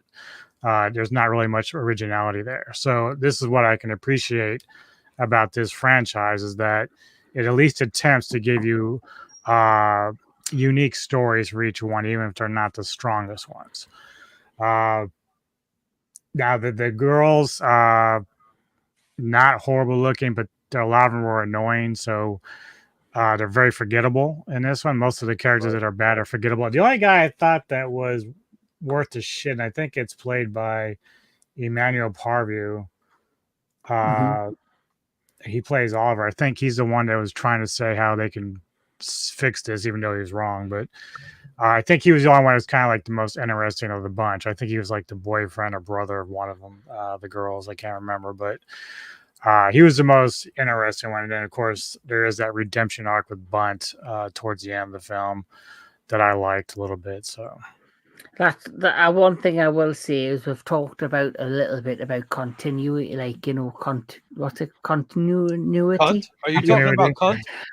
Yes, I know you could talk about that. Or continuity. So the first one had its start. The second one, it had one bit of connection, which was like the legacy of Ed Harley and his backstory was mentioned. Now, this one does fully go into being a proper sequel to the first one in terms of having Brunt in it. In his, he talks about the events of the first film, and then you have the flashback scenes, and then you have how he nearly died, and you see the younger version in the scenes from the first film. So I did like this for the connection. What I liked about this is we've mentioned as well how it's the same format through each film. Pumpkinhead's, summoned, he's going after somebody for vengeance. And then the person always ends up regretting summoning him.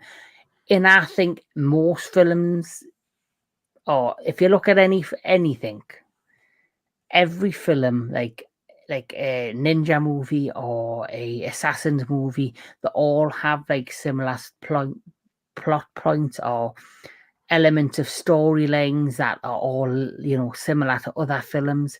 This series, it knows what it is, and it seems to hide it in your face, and like it, demon gets summoned, blah blah blah, someone's gonna regret it, and then shit goes down the pan. So what's one thing I've noticed with these, but it's all right doing that as long as you keep refreshing it in some way, shape, or form. And I did find this film refreshing because I felt as if, having done Bradley in it, you had a main villain. You had like a signature villain that you could hate all the way through, where the other two were punk ass kids. And this one didn't have just a punk ass kid as the villain. No, it had a full crime operation and shit. Yeah, it had like this whole operation, like you see behind it, and you had this one face behind it. Right. So it was like having like a main big bad. Like the others were like a group of little kids, where this one had a main villain, which is Bradley, and he does an excellent job in the role. So I found that very refreshing with this film. So we'll go to Mr. Tony of the Dead. Well, at this point, like I said, I binge watched these. Like Anubis said, I couldn't tell you any of their names. Like, they're very forgettable. I didn't really get what was going on. I felt at first that guy that was like just walking through the woods with his dog stumbles upon the guy that's supposed to be the kid from the first one pulling a body, and then just like a series of events just like follow. He runs away, and then he like finds these people taking stuff out of the bodies, and then he runs from them, and then he finds a barn full of dead bodies, and then his dog gives him away. It's like this guy's just having a bad day. Like, no all the way around, bro. How's he? It's just like the shit just keeps going downhill. And they sure had a cousin fucker. That kid turned into a cousin fucker motherfucker by the time he grew up, huh? Like, Jesus Christ. Right? He should have taught his dog snitches get stitches. Yeah. But yeah, fuck. I totally I watched it, but I was like losing track of what the hell is going on. I think they threw a lot at me at first. Plus, like I said, my brain was like fried. Mashed potatoes. Yeah. And I didn't care about any of the main characters like in this. Plus, they're all starting to turn into him, right? Right. I think you could add a cool universe with a bunch of pumpkin heads, but go ahead. Yeah, they should have all. Yeah. That's the other thing too. It never finishes the process. I would have liked to have seen in any of these movies, like somebody, they did the thing, and then that person turns into Pumpkinhead, right? And then maybe they gotta stop that one, or maybe it like ends. And even in this one, where it essentially is apparently fucking Heinrichsen at the end, you don't see him. that happened like that, and that's because isn't the Pumpkinhead like the body they use to turn into Pumpkinhead? Isn't it meant to be Ed Hardy's corpse? Yeah. So So why did it is? We could have seen some cool shit there. That could have been. It would have been nice if they threw a cliffhanger in the end where Pumpkinhead succeeds and kills everyone, even the innocent ones, because obviously. And then one of them, like you say, turns into the new Pumpkinhead, and the Pumpkinhead that we see becomes Ed Hardy at the end. And then that would have been a good cliffhanger to lead into the fourth one. Right. Yeah, they could have been like Ed Hardy, like, oh, he's somehow back, and then they're like, but they don't know because it's like so long ago. And then it's like he does something like, yeah, we'll have to look out for that Pumpkinhead, and then he turns around and his eyes are like not his eyes, right? They're the white shits, something like that. And dude, and honestly, that's unforgivable, being that 4 came out a goddamn year later, man. You know what I mean? How did you drop that ball and that fucking thread that quickly? Like, this film's it's such a dropped opportunity to build a lore and build a legend. Now, 3 did do a job of trying to build on that. And I don't mean to cut you off, but no, you're fine. It tried to build on that lore, I feel like, but I want to say hi. You just got some light. Yeah. Well, there she is. Hello, lady. Hello, love. I love your top. Thank you. The lovely DJ Neko. A little cameo there from DJ Neko. Love, very much love. So we'll go to Metalomania next. Yeah, I agree with. Were you done, Tony? I didn't mean to cut you off, man. Were you making a point still, or? At the moment, I think I'm done. I my brain's all over the place with these two. Mashed potato in with me as you feel. He might come back and hate some more on it. But yeah. Ashes to ashes, dust to dust. If it wasn't for ladies, your ding dong would rust. Everybody remembers that one, right? But I guess only other thing I would say is I again, the CGI was pretty bad, but I think that they actually used some practical in this. It saved it. Well, in the fourth one, all I saw was pretty much CGI'd. Right there before that scene that you're showing, he comes through the wall and it's like a circular behind it, enclosure behind him. Right there, yeah. That is my favorite scene in the movie. Yeah, that's like, pretty. That is the redeeming. Like, there's a few redeeming qualities of the film. Doug Bradley, of course. Yeah. But that, and obviously, like I said before, that scene where you see it climbing up the top of the church in CGI, I did not mind that at all, because and that's so metal. It's so metal. It looked, for me, it was a good scene. And then when he burst through and they see the glass hit the priest, and for me, and then he swaps the priest and he goes flying, and for me, that was a great scene.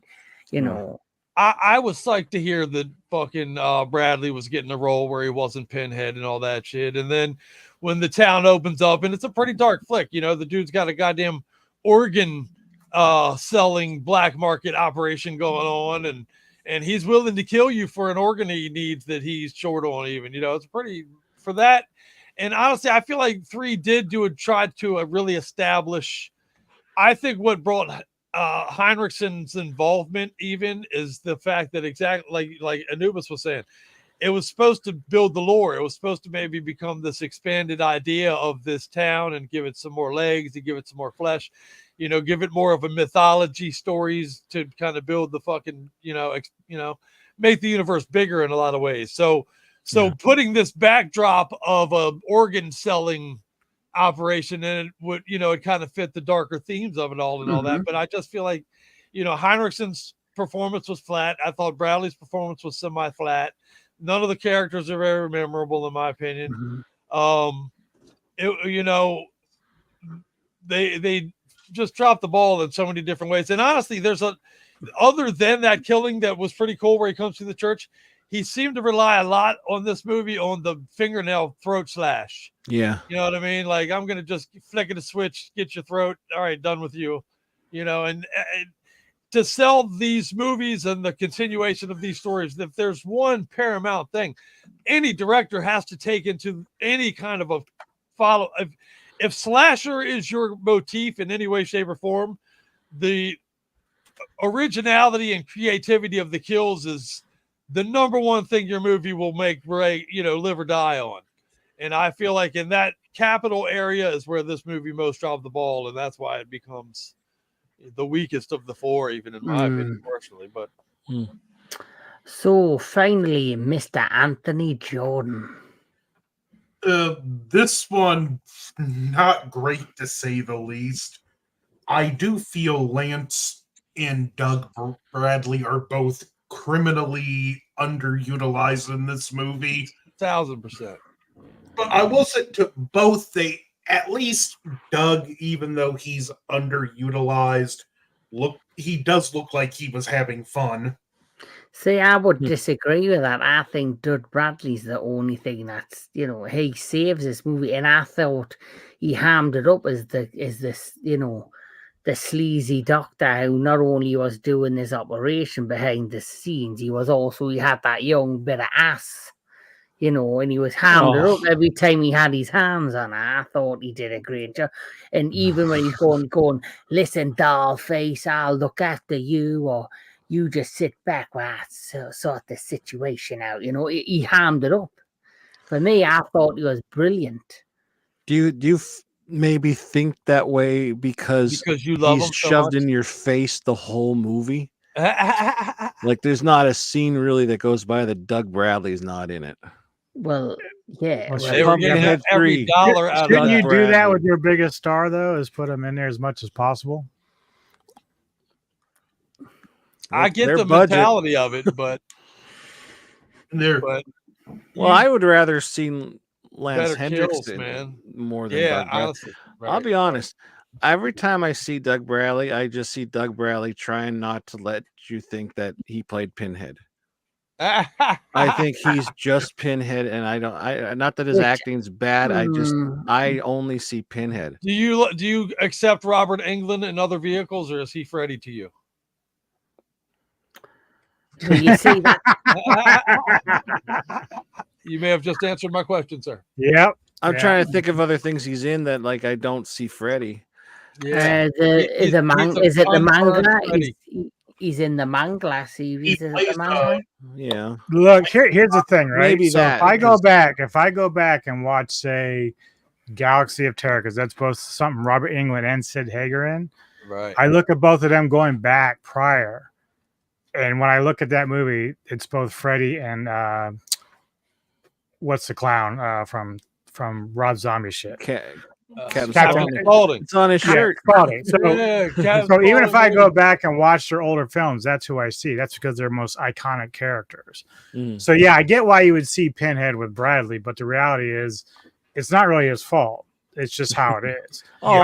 He hasn't played Pinhead for a long time, and so even now we still say he's Pinhead. We don't even think twice. Right. It's easier if you're like Michael Myers or Jason because you're always under a mask. You don't have to worry about it. Yeah. Well, I don't look at Kane Hodder as just Jason, though. Huh? I don't look at Kane Hodder as I only see Jason. I see him as other characters. I've seen him I see him as Victor Crowley. I see him as other roles he's played, but it's basic. It's basic. Yeah, but because he wore a mask. But even if I look at Kane now, the first thing that pops up is Jason. I can't say that Kane has ever had a mind-blowing acting role. He does a great job with Crowley and all that, but I don't know. I do like those movies. But it's just like anything back in the day when you had a hit and you had a hit as a character, it's bringing the money in, and it's big and popular. You're going to keep playing that character. Well, sure, yeah. So Robert Englund kept doing Freddy. I didn't really see Bradley as Pinhead in this film, or even The Exorcist, which came out this past year. I didn't really see that character. Obviously, when I see him, I think of Pinhead, but I'm it's not the same thing. Right. I think I'm trying to see past because I thought he did so good. I don't mean to cut you off, Kevin. Yeah, he did such a good job as Pinhead. I don't think he can top it. Well, you Probably probably not. won't because that. But it's like any actor will have one key role that they might be always remembered for. Like whenever I look at, I know he's been in a lot of things and he's a fantastic actor. But every time my first exposure, for example, to Gary Oldman was Dracula. So every time I look at him, I think he will never top Dracula because it's something that had an impact on my life. Yeah. You know, I love the character that much. It's like how many times is like certain actors have said, right, I'm never playing that character again, and they've went to try and do other stuff, and they've come back to them. For example, Hugh Jackman's going back to Wolverine, and you know, Wolverine and Dead. How many times is? To be fair, Ryan Reynolds gave him a blowjob for that, but still, I would give him a blowjob for that. Well, let's ask Mr. Jordan over there. Like, he's a big Friday the 13th guy. So I know there's always been like a debate. I remember when Freddy versus Jason came out, they were kind of mad that Hodder didn't get to play Jason. Does that, who to you is like your definition of the best Jason? Ted White. Which one was he in? Final Chapter. Okay, so see, he already has his favorite version, but most people would sit there and say, "Well, Kane is actually Jason." Like when they talk about said, I would say Kane is Jason. Kane should have played Jason in that movie. Just from a nostalgia point of view. Yeah, and just because that's the one most people think of as Jason, like you didn't just want to see Freddy and Jason, you wanted to see Robert and Kane together. Yeah. And it's like, look what they did with, I know the last film in the trilogy was crap. Well, I thought it was. The new Halloween trilogy, they had the original actor who played Michael Myers in the first one do certain scenes. So it kind of come across realistic that you had this older Michael Myers, but then obviously certain other scenes I had another actor play him. But I thought that was great that they gave him that nod and brought the original Michael Myers actor back. Yeah. I like how Tony hijacked this fucking discussion. I'm sorry. That's cool. I think it's a blast. That's just funny to me. So I should disclose too. I had a bad experience with Doug Bradley, so I don't really like him. You met him? You met him when he was a dick? Yeah. Really? Like he was. Like I was not good enough for him. I was talking to somebody else and shitty. I just had a shitty experience. So I've heard he's not the most pleasant person. Really? That's well, I'm trying to. I've heard the opposite about Kane Hodder. Apparently, Kane is a super nice guy. Yeah. You've seen the Friday the 13th fan film Roseblood, right? I have actually. The guy who directed that, he went to a horror convention in another state right after having knee surgery, and he got online to meet Kane, and Kane, when he told him, I just had knee surgery and I came from another state to see you, Kane Hodder's like, I don't want a dime of your money. Fuck yeah, that's awesome. Yeah, that's the good shit I'm talking about. He's a good dude, man. Yeah, I met him a couple times. He's always been really nice, and he really does choke you. Yeah, I've heard. If you ask him to choke you, he will oblige, huh? Yeah, that's cool. That's funny. Well, the one thing I do want to add before we jump to two things. Like, I do think these two movies, the sci-fi ones, had elements of much better movies in them, and like I do love the concept. I agree with that. Of multiple people summoning the third one.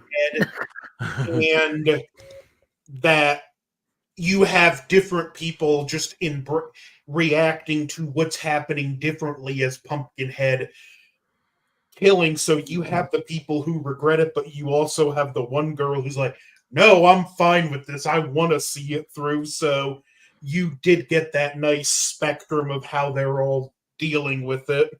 Yeah, that's true. So, is that your opinion? Have I went round everyone? Have I missed anybody out about their opinion of the third one? Yeah. Right. Let's go on to the best in the franchise. We already talked about the first one. Blood Feud. Mm. This is my opinion. I'm just going to hold the fucker out there. Like, me and Anthony were talking prior to he was all joining us backstage, and he actually made a good point that apparently the first and the second one, sorry, not the first and the second, the third and the fourth one were filmed back to back. They were actually filmed in Romania. And because they were filmed in Romania and they had a low budget, apparently they hired a lot of local actors that couldn't speak English. Because I said to him straight away, the one thing I found very frustrating about the fourth one is it sounded like a dubbed piece of shit. You had these people talking, but then the voices just didn't seem to match the characters. They were either too deep or it was the dialogue, or the script was crap. And I thought they all like rednecks. Completely off-putting, man. It was. And I thought myself, there's something not right, yeah. And I actually said to him, this sounds totally dubbed. And that's when he came up with that fact that this was both filmed, the third and the fourth, but yet the third one doesn't come across the same way as the fourth. I think that clearly because of hiring Bradley, they've put most of the fucking budget on the third one, and whatever crap they had left in the pot. The shit stew. Yep. So somebody was like, "Hey man, we got $12 more over here," and they were like, "Part 4, bitch." Right. We had a budget of 500,000 to make 2 films. We need to make the fourth one on 20,000 because all of the other budget went. 5,000 more than -1 Ed. But what was the fourth one about? Like, what was the synopsis? The Hatfields and the McCoys. Yep, there you go. That's right. Yeah. They didn't even bother to change their names. They went straight with the names and everything. So let me go. I thought that was great. So here we go. It's geographically wrong. So, they look like rednecks to me. That ain't where the Hatfield McCoys are from, though. Kevin's getting pissed off. I mean, we're not talking about Oscar worthy here. I mean, come on. Virginia, West Virginia border and North Carolina don't really touch. Right, exactly. They do now. They do in this world, goddammit. So, can I carry on with the plot? Sure. Carry on, my wayward son. I can hear Nico laughing. The hate brigade's already on it, so I'm just pushing back. I gotta defend myself here. Oh, okay, all right. I thought you were going to be defending 3. I didn't know you were going 4. Okay, let's go. All right, here we go. So here we go. Go ahead, Kevin. Hurry up so I can get to him. I need to finish this so I can go for a piss. So you didn't bring a piss bucket like I did? I know, man. Me too, man. I just piss under the desk. Fuck it. What you think that is? What you think that is? Anyway, he just drank his own piss. That's great. Yep. Ball wine. It's cold. Here we go. Yeah. Why is it so cold? That's fucked up. So we're never gonna get through this. Too much. That's how Tony felt when he finally got to the fourth one. It's just laughing through it all. So, all right, piss ice water and continue, sir. Are you sure? Yeah. Kevin's revoking his invite to us ever coming back.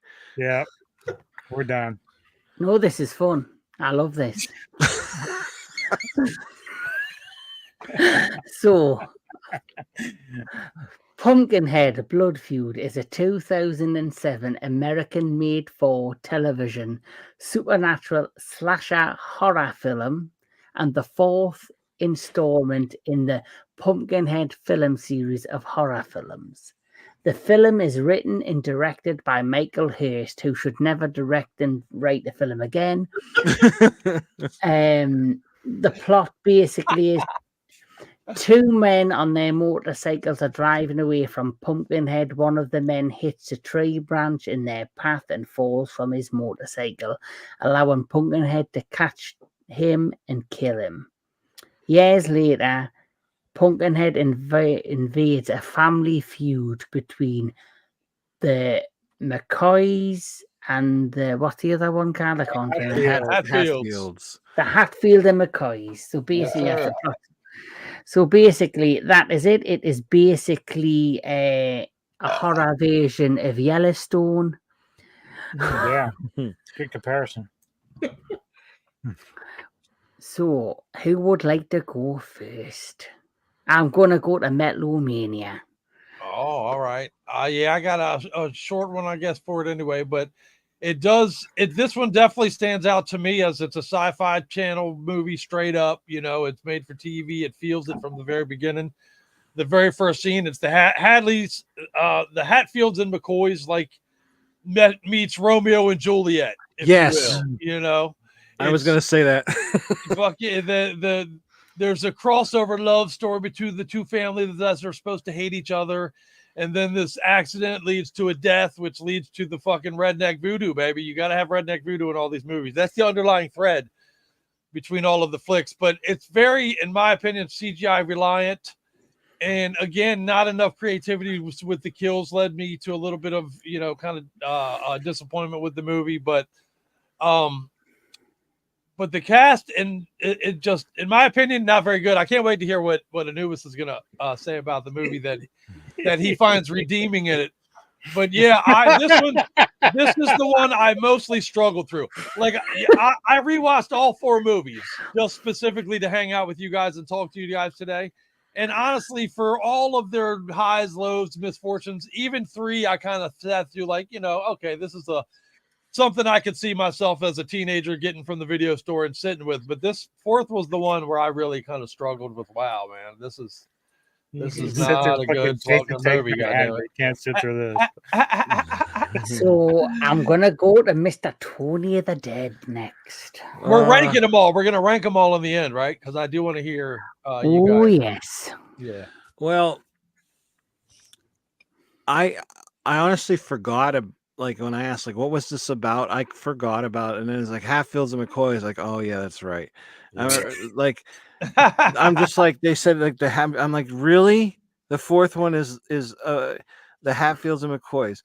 And this old lady, how old is she anyway? Like 500 years old. Zillion, right? And if she doesn't ever leave, right? Why wasn't there Hatfields and McCoys in the first movie? Right. You know Those families in their war has been going back to those legend. You know, that's a legendary part of the very fabric of the ground they walk on. Right. I think It's for like this Ohio movie, State Buckeyes and Michigan Wolverines. If they would have just had the Hatfields and Fucking McCoys exactly. and no Pumpkinhead and made it like a Family Feud kind of movie, it would have been. It would have been a fine. Lifetime film, not a sci-fi film. Right. It would have been fine. It depends on the creativity of the kill still, but go ahead. Where's the fun in that? Well, the worst, I think the thing that made me cry first in this movie was the fact that it was the same people and shit that did the one before it. I saw like the Sci-Fi logo and like the company name, and I'm like, oh my god, it's the same people that made the 3rd one. Right. Oh my god. It is surprising. And it Could have really been was. Blumhouse. It was. I don't mind Blumhouse. Of course, I don't either. I don't. Of course, you like the 4th one, Yeah. but like, But to make them so close together and still lack continuation is so weird, you know. But yeah, and we didn't need Lance Hendrickson in it, even though I like to see him. But like, I've, and then she's like, what is she gonna? Harley. What was his name? Harley. Ed Harley. Ed Harley. Oh, I don't know. It's just like all over the. I think they were just reaching. They probably had a little extra money in the budget than they thought they were going to have from the 3rd one. And it's like, let's get Lance back, you know.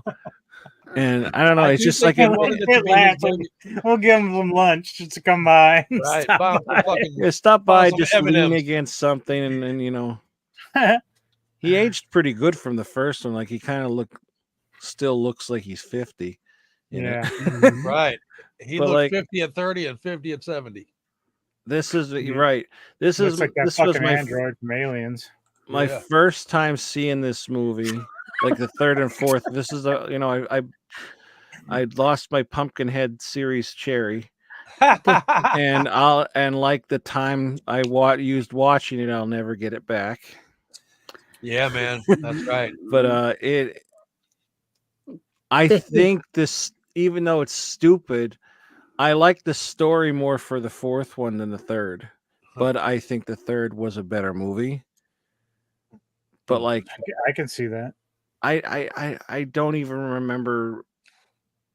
Again, this is another one that like was a lot of like easy kills and shit, and lots of CGI. It was definitely the worst in the series for me. But this is the best scene in the film. You know, it's like. Oh, can we also point out too that the guy who got stuck on top of the roof in the third one is in this one as well? Oh yeah, the ponytail guy. Right. It's like, are we not supposed to notice that? That was on my notes, but I skipped that part. But well, come on, guys. I mean, fucking what's his face? Scorpio from Predator 2 died in the first Predator film. So let's and just. Then they brought him. Yeah, that's right. There, that's you know right. What I mean? Fuck the canon. They all do that shit. That irritates the fuck out of me. But. Yeah, but so this took your cherry. When it took your cherry, did it knock it out your asshole and make it hang out of that bitch like a stoplight or what? Because it fell out with my taint. Yeah, right. It did some taint damage. Anyway, yeah, that's fucking. It really wasn't memorable, and nobody needs to see it. Yeah, it's pretty clear to me.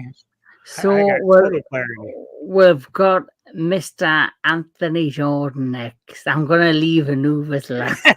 yeah. This is so you can say, okay, we're done. We're gonna just cut out Anubis. Build it up.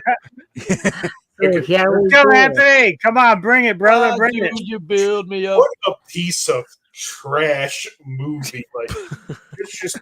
I will touch up on something Tony said about if you take Pumpkinhead out of it, because I've thought of it, but there's so much that is just. It took me about 3 hours to watch this movie. Like, I had to keep stopping, but. And even like the dialogue, like, I live in the South, like, that is not Southern dialogue. But I will say, like, the whole family feud and what happened to the guy's sister in the Romeo and Juliet story, take Pumpkinhead out of that, have the brother snap after his sister is killed, and starts going to kill her family. And at the end, after most of her family's dead, she realizes it's her boyfriend that's killing her family, and she has to be the one to stop him to protect what's left of her family. Like, that's what I'm saying. I did say both of these films do have interesting things in them. Dude, let's make a movie, bro. Fuck. If they don't do it well, but this one I just think is overall the worst. Even adding the Hackfields and McCoys, like, it was kind of cliche. I'm like, really, you went that route? In that the part where they threw the Molotov cocktails at the house, what was that house made of to make it go up so fast? I mean, you ever set a bonfire or something and see how long it takes for things to burn? Did they make that house out of just particle board? Out of that magic paper that lights away, you know? Like, it was insane. Like Kevin said, the director should never be allowed to direct another film. He should probably go to prison. He did direct prison. Goddamn.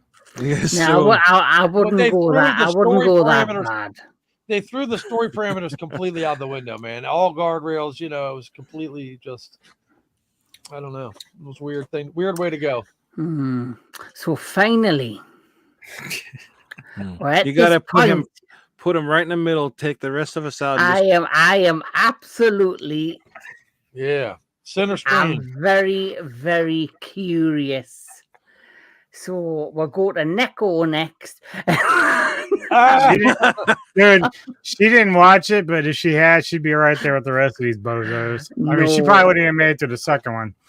So anyway, yeah, they're bad. Scully came in at one point and was like, "What the fuck what are you watching?" these look like they're bad movies. She'd be like, "What are you subjecting yourself to?" Yeah, man. Fucking masochist. This was an endeavor in masochism. Blood Feud is definitely the worst of the bunch. But again, like the third, interesting story. Tony brought it up. I like the story arc. But like the third film, it's just not executed. Like they lose their way. Now I didn't know about all the dubbing. I didn't even notice. But the other problems is the story itself is just kind of all over the place. First, you got there's a point where like when the sister dies, you know, he's upset because he's there that night. He knows that not that they actually did it, but she kind of run away from, was it McCoys or Hatfields? I can't remember which one she's run away from, but she ends up falling down a ravine and cracks her skull. So, of course, his girlfriend is like, well, we don't know if my brothers did it or not, but we do as the viewers. But so I don't know if it would have been better just to kind of go with the idea of maybe they had something to do with it or maybe they didn't. Like maybe they shouldn't have showed what happened, only the aftermath. That would have left everything a little more ambiguous. The other thing is like the idea that they're feuding over a fucking car that which gets returned in the end is dumb as fuck. Like that's the dumbest fucking thing ever. Like, oh yeah, here's your car after we got about 1 billion bodies laid out the waste here. And so you just burnt our house down. Yeah, the theme is great. But it's just not executed very well. And but again, if I had to compare this story to some of the others and other franchises, it's actually better. Sorry, not sorry. I like originality, and at least has a bit of originality to it. And so that's where I'm going to go with that. But it is the worst of the entire franchise. It's not that original. Romeo and Juliet's been out for a long time. It is CGI dog shit. I'm going to say CGI dog shit. Yeah, take away the CGI, take away that element of the movie, take away the special, because like I say, it came out in 2007. The CGI is what it is. We need to look at this via characters or via story. And I'm going to agree with Anubis that the story is interesting. And I'll agree with the fact that the story in itself is a good story, but it's how it's executed. And for me, the best scenes in that film are the initial scenes with the sister who gets chased and then she falls and cracks her skull. Now, it would have been I agree with Anubis when he said there, it would have been interesting to see her get chased and then you see her fall, but then you don't see what happens to her. And then the brother's irate because he thinks the sister has been attacked or raped or whatever. And she's missing throughout the whole movie. And then because he's irate, he summons Pumpkinhead to do revenge. The other problem I did have too, real quick, is that the boyfriend, like... He's like, yeah, I want all the McCoys dead. And I'm like, you do realize your girlfriend's a McCoy. You just sentenced her to death. Like, you know this, right? Yeah. Even though, like, somehow they managed to say not the girlfriend, but she still gets in the way anyway. But he probably said that, like you see, out of anger after losing the sister. So I think it would have been good if he had done all of that and then the sister turned up at the end alive. And he's basically sentenced. That would have been good. That would have been good. That would have been good if she turned up at the end of life. She knocked herself out or something, and then she woke up and finally turned up. And then he's basically now feeling guilty because he sentenced his girlfriend's family to death. And this is where it can come into the bit where he regrets making wanting Pumpkinhead to kill. So they should have talked to you first. Yeah, right. That would have been a far better direction. What the fuck? A lot better, yeah. Or what if it was revealed that some drifter killed the sister, and after he sends Pumpkinhead loose on the other family, his family finds out from the sheriff that this guy's the one that did it. He confessed, and then you just have him just basically having a bunch of innocent people slaughtered when someone else was guilty. That would have been good, but there would have been no weight behind it. Yeah, true. The fact that the sister would have been found alive or turned up alive, That would have been shocking for the brother. There would have been a bigger impact and more weight behind it, because then the brother sentenced the whole family to death, basically for something he thought that had happened that hadn't happened. Okay, well, how about this? Just because we don't see what happened, she goes out for a walk in the woods and has a stumble, and she's unconscious and comes back a day or two later. Yeah, that could have worked. But for me, I agree with Anubis. I do like the story. And there's certain scenes outside of the CGI stuff, there's certain scenes in this that I did enjoy. But the problem with me is what made it so off-putting is the horrendous dialogue, the over-mic'd or over-saturated dubbing just made it not enjoyable. I was trying to enjoy it as much as I could, and there were elements that I did. It's a lot to overlook, though. But the things I tried to enjoy, I couldn't fully enjoy because everything else was annoying. Exactly right. But that's just my opinion. Agreed. So let's get on to the good bits, and that's rate these suckers. Real quick before that, if I may, the very first line, and not the very first line, but one of the lines in the very first movie that refers to, something I alluded to earlier about how, this Pumpkinhead is specifically the demon you go to for vengeance. I really would have loved to have seen it play out with perhaps different demons for different sources of whatever. And the idea of a bunch of Pumpkinhead monsters, I think that was another ball that, I would have loved to have seen that as well. That's something that could have been cool. I like the idea that was mentioned earlier, how especially in the third one, if it ended where there was no redemption and Pumpkinhead succeeded in his mission and killed everybody, and he turned back into Holland, and somebody else turned into the Pumpkinhead. Right. The last person that called on the right. Yes, I think that would have been a good plot twist, and it would have been something no one expected. Because in most of these horror films, the heroes always win. Right. It would have been nice to see something happen where, the heroes didn't win, and he completed his mission, and then they could have led into the third one. Now Holland's been reborn. But he doesn't want to be reborn because basically he's no longer with his son or his family, and he's in a different time. He's outcasted. The show, I don't know how well this shows, but that's a shot from the one comic with the other demons, and they each correspond to something different besides revenge. That right there, I would love to have seen that play out in the movies, man. I really think that's an idea that would have had a lot of legs. The one where he had wings. Oh, look, that's bad. And that looks like a night gaunt from H.P. Lovecraft, man. I have one of those on my arm here somewhere. If I was a writer and a director and I was directing this, I would have kept the third one the way it is, even though it has its negatives.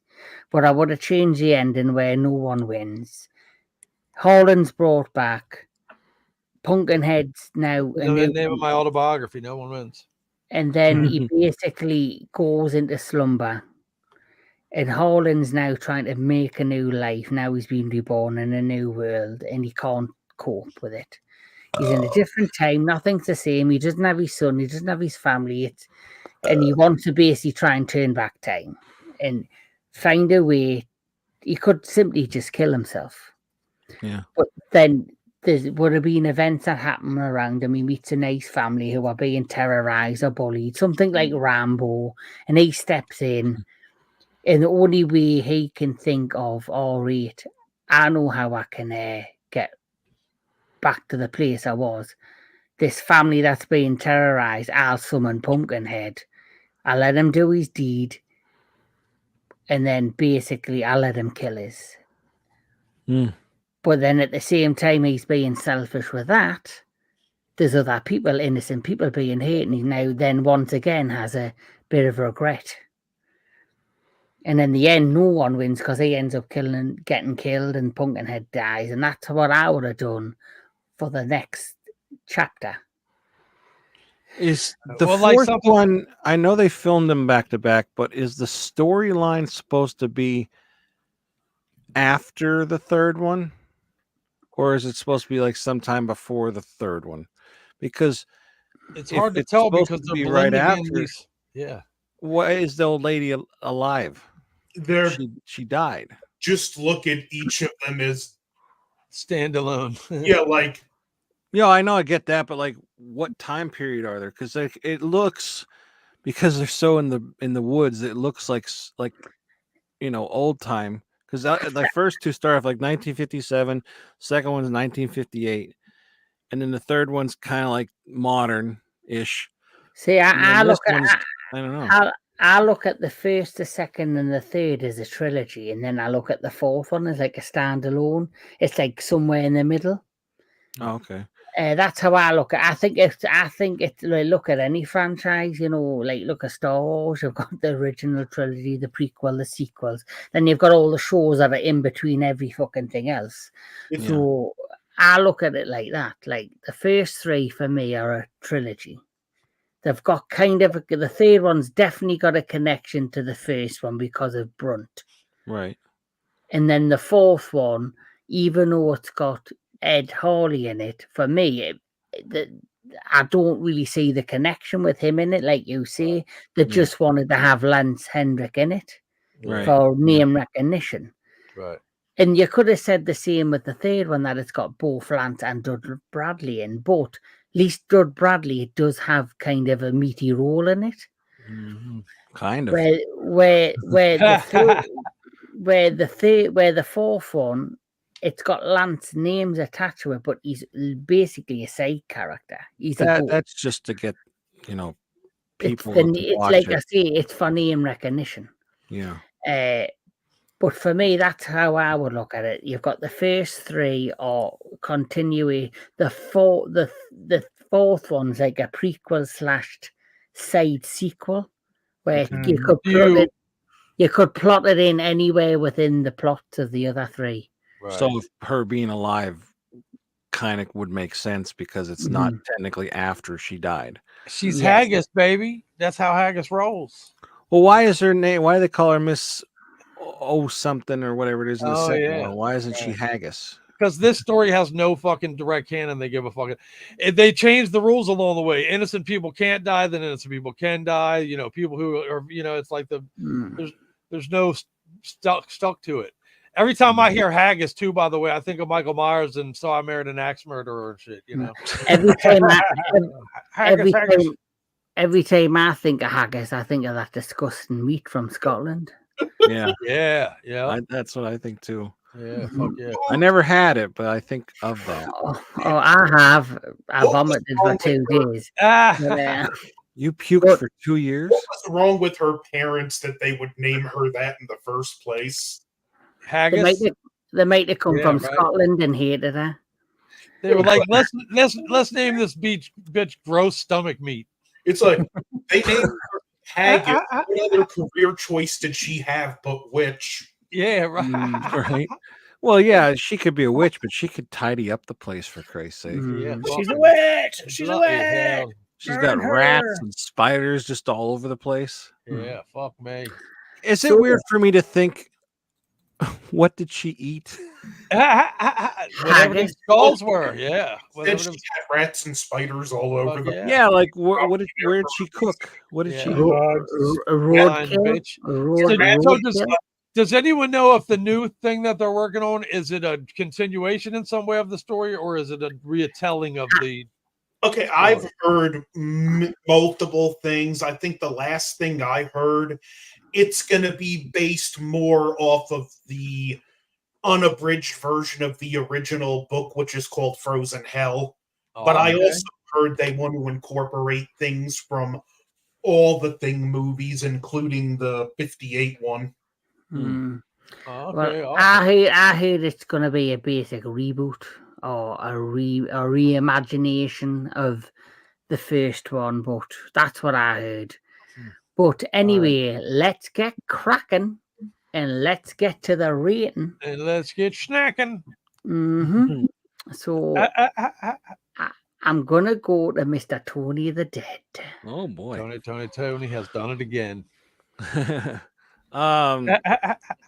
Well, quick rating, I guess. I think the first one is my favorite because I like the look of it. I like the practicality, you know, the effects and that. The story is good because it's like a vengeance. Talking about them more like changes my perspective of them too. Like this, but I think the second one is better now that I watched it than when I first watched it back in the day. I can see but that. it's like it doesn't make sense, like some of it. So I'd say 1 and then 2. And I guess it would just be 1, 2, 3, 4, like right in order. But like 3 and 4 are not that far apart. You know what I mean? It'd be like a close tie. Right. And they'd both be tied for 4 somehow and not 3. So right. They're both tied for 5th. Yeah, right. They're both tied for 5th, right? In a 4 movie series, they're both tied for 5th. Right. Yeah, there you go. So I'm gonna go with Metalomania next. Yeah, for me it's very easy as well. Like 1, 2, 3, 4, and my rankings are 1, 2, 3, 4. It goes exactly that way. And 3 and 4 are fighting around in the basement for that, scrapping fucking title. So for that haggis. Yeah, that's right. They're haggis humping for that shit. Mr. Anthony Jordan. 1, 2, 3, 4, and 3 and 4. The difference is about as thin as a strand of fine hair. Fuck yeah, but with the old beaver pussy hair, right? Fuck yeah. I feel like they can both like you said, hash it out in the basement for the 10th worst film. Yeah, man. It's as thin as the as the building, whatever their house was made out of. Yeah. as thin as fucking his taint. Okay. So here's the one we're all waiting for. Oh, I know his ratings. Mr. DG Anubis. Well, number four is of course number 1. Just kidding.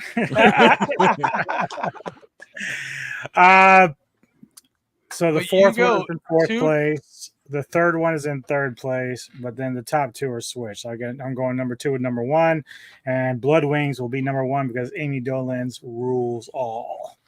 Dig it. Well, they should have showed us our boobies then. And my ratings are exactly the same as Mr. Anubis's. I absolutely like the second one. It's just a better story overall. I love that. It's aggressively bad acting. So it's aggressively bad acting. My reasons is I love the story. It was, I think, as much as I love the sympathetic story in the first one, I had more sympathy for the second story, and I like the group of characters better, and maybe not the dialogue or the acting, but the group of characters I enjoyed more in the second one. The first one, which is second, I love it because it's the original, and Lance Henrik is fantastic in it. It was the start of this series, and of course, it was just a great 80s horror flick.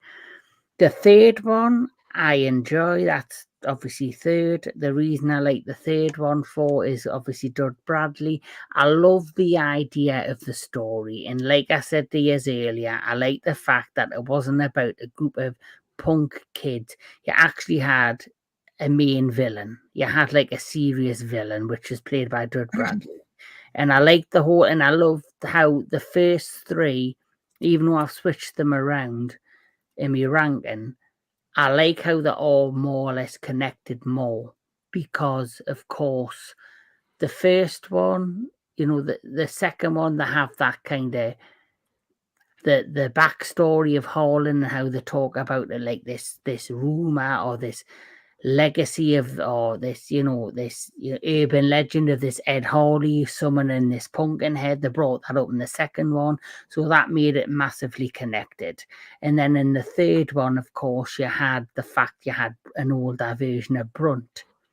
And then, obviously you saw the flashbacks to the first one. So I loved that, and I loved how, that made it a trilogy for me. The fourth one is a standalone sequel / side sequel. You could fit it into anywhere. And yes, I agree with Anubis. It has a great story. It's just how it's executed. The acting is horrendous. The dubbing is horrendous. And it's so off-putting, it spoils the movie. So that is my ranking. And like I also said earlier on, if you imagine if they had a better and bigger budget and you made these films as they are, but with a better budget and still massive great practical effects, this could have been, an amazing horror series that's looked on a lot more fondly than it is. Yeah. Because the second one went straight to video, and I'm still amazed that happened. It does not surprise us that the third and the fourth went to the Sci-Fi Channel. No. Obviously, they needed a franchise. They needed something, on the network. They needed something to sell. They needed a property. So they hammered that up, and you can tell. They're both made for television films. The second one, though, however, for me, isn't. It could have went to theatres, but like Anubis and everyone's pointed out, it just came a bit later than expected. But that's just what I think. But like I say, I've had a blast. Yes, I've been funny as hell. I still need to finish my glass of piss. Well, I've got half a glass there in the tank down below. But this has been amazing.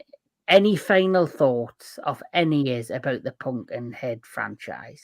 I still want to see a movie with a goddamn whole bunch of pumpkin. In a similar way that Hellraiser had a bunch of Cenobites, I'd like to see a movie where there's a bunch of Pumpkinheads. Everyone who's ever called for the revenge of the Pumpkinhead is now a Pumpkinhead themselves. You know what I'm saying? So there's a bunch of them. There's kind of like a mini fucking plague of them fuckers. You know what I mean? They should take that pumpkin patch and have several of them coming out of the ground.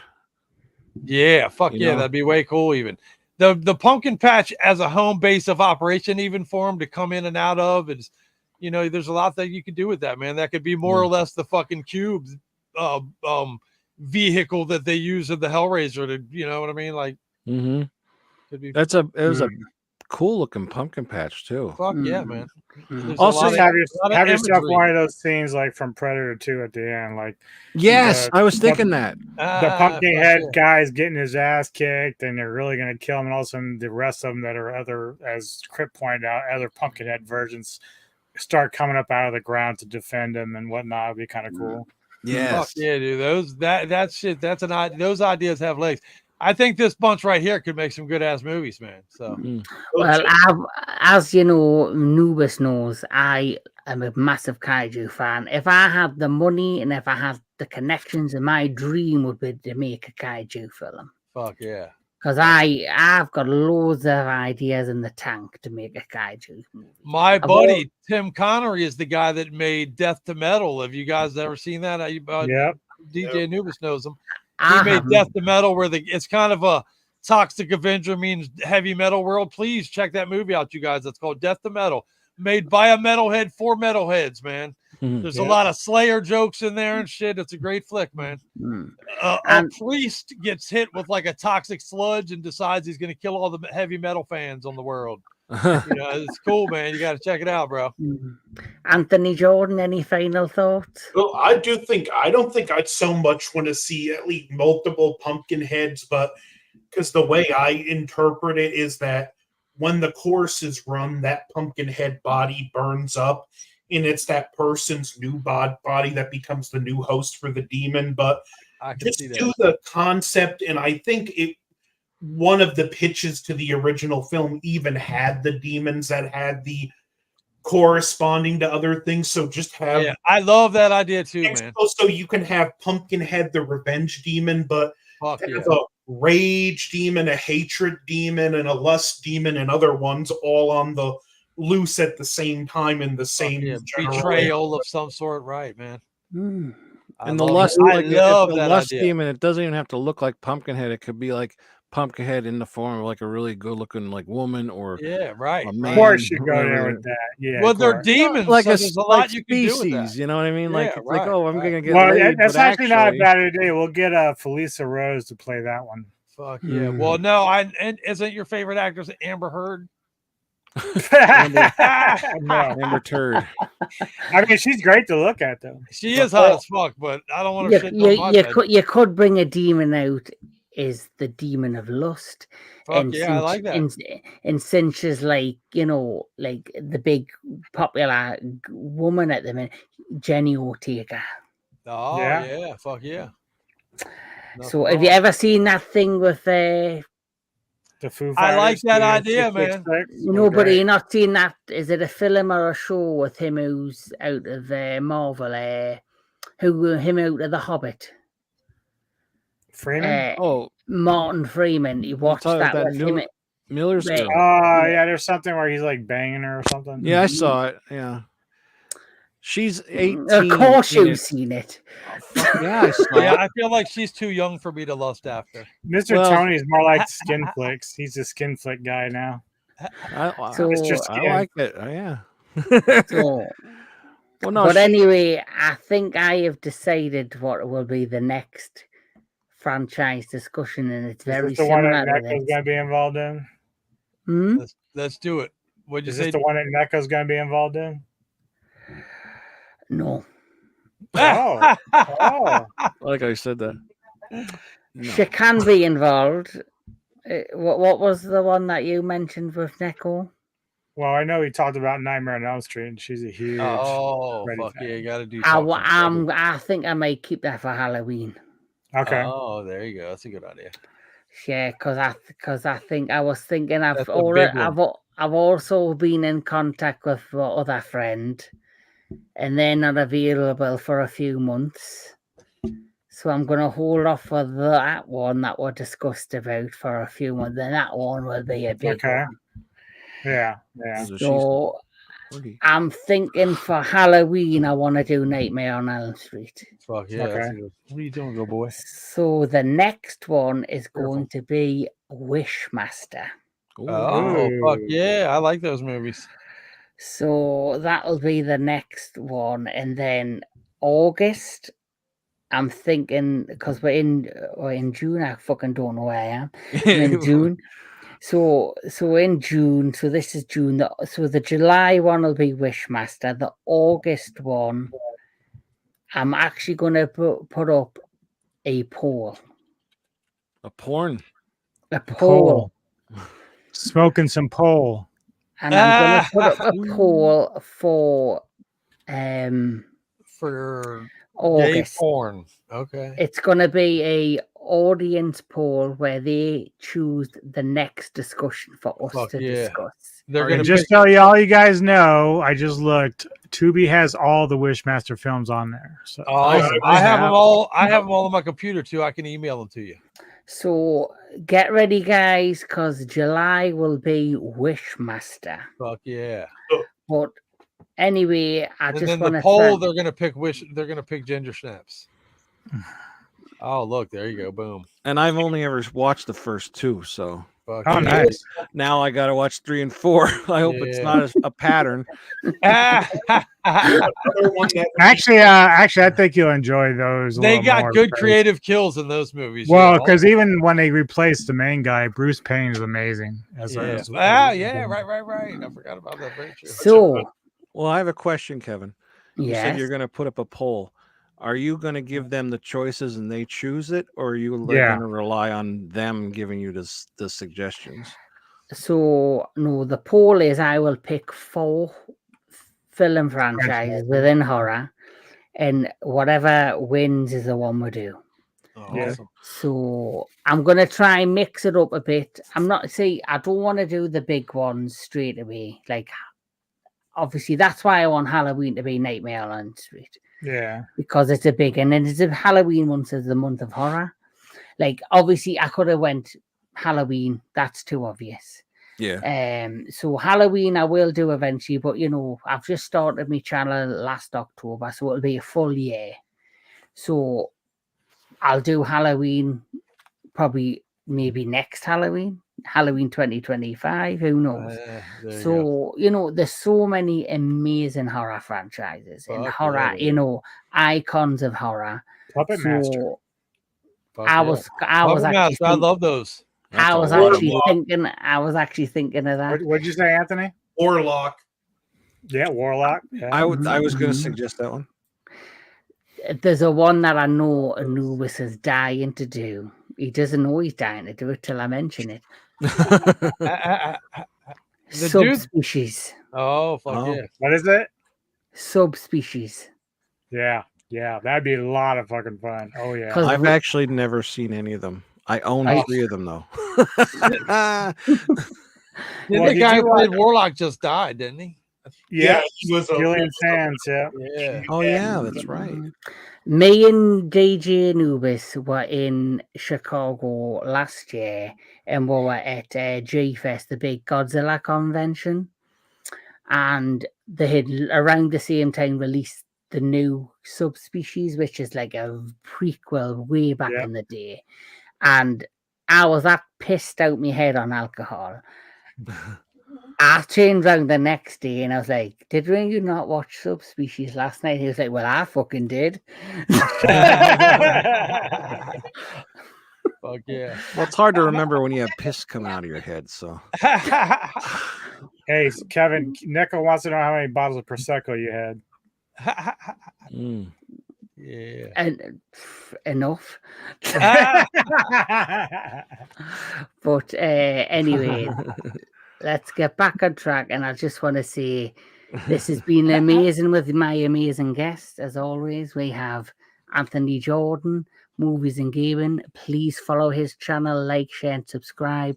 Please subscribe to the Metal Tavern Radio, to Mr. DJ Anubis, and of course, DJ Neko. Please subscribe to this fucking metalhead, Mr. Metalomania, the Crypt, and of course, please try and follow Mr. Tony of the Dead, who, as you know, he looks half asleep right now, but he's very good when it comes to his horror. He's gonna get back to Blood Feud here in a minute because he hasn't finished it yet. He's probably got over 2 million DVDs in the background, and that he's never seen. That he's probably only watched 50,000 of them. It's only for show, people. It's only for show. Yeah, real genius classes. Just to have a cool background. I like it. Yes, but this has been the entertainment headquarters. This has been my horror segment, Into the Darkness, and like I've mentioned, next month we will all be back. I would like you all, well, if you can all make it, I would like you all back to do the next segment, which will be Wishmaster. But we have covered Pumpkinhead. We hope you've enjoyed it. This has been, like I said, the entertainment headquarters. Please like, share, and subscribe. And all he is, I hope you all one day venture into the darkness.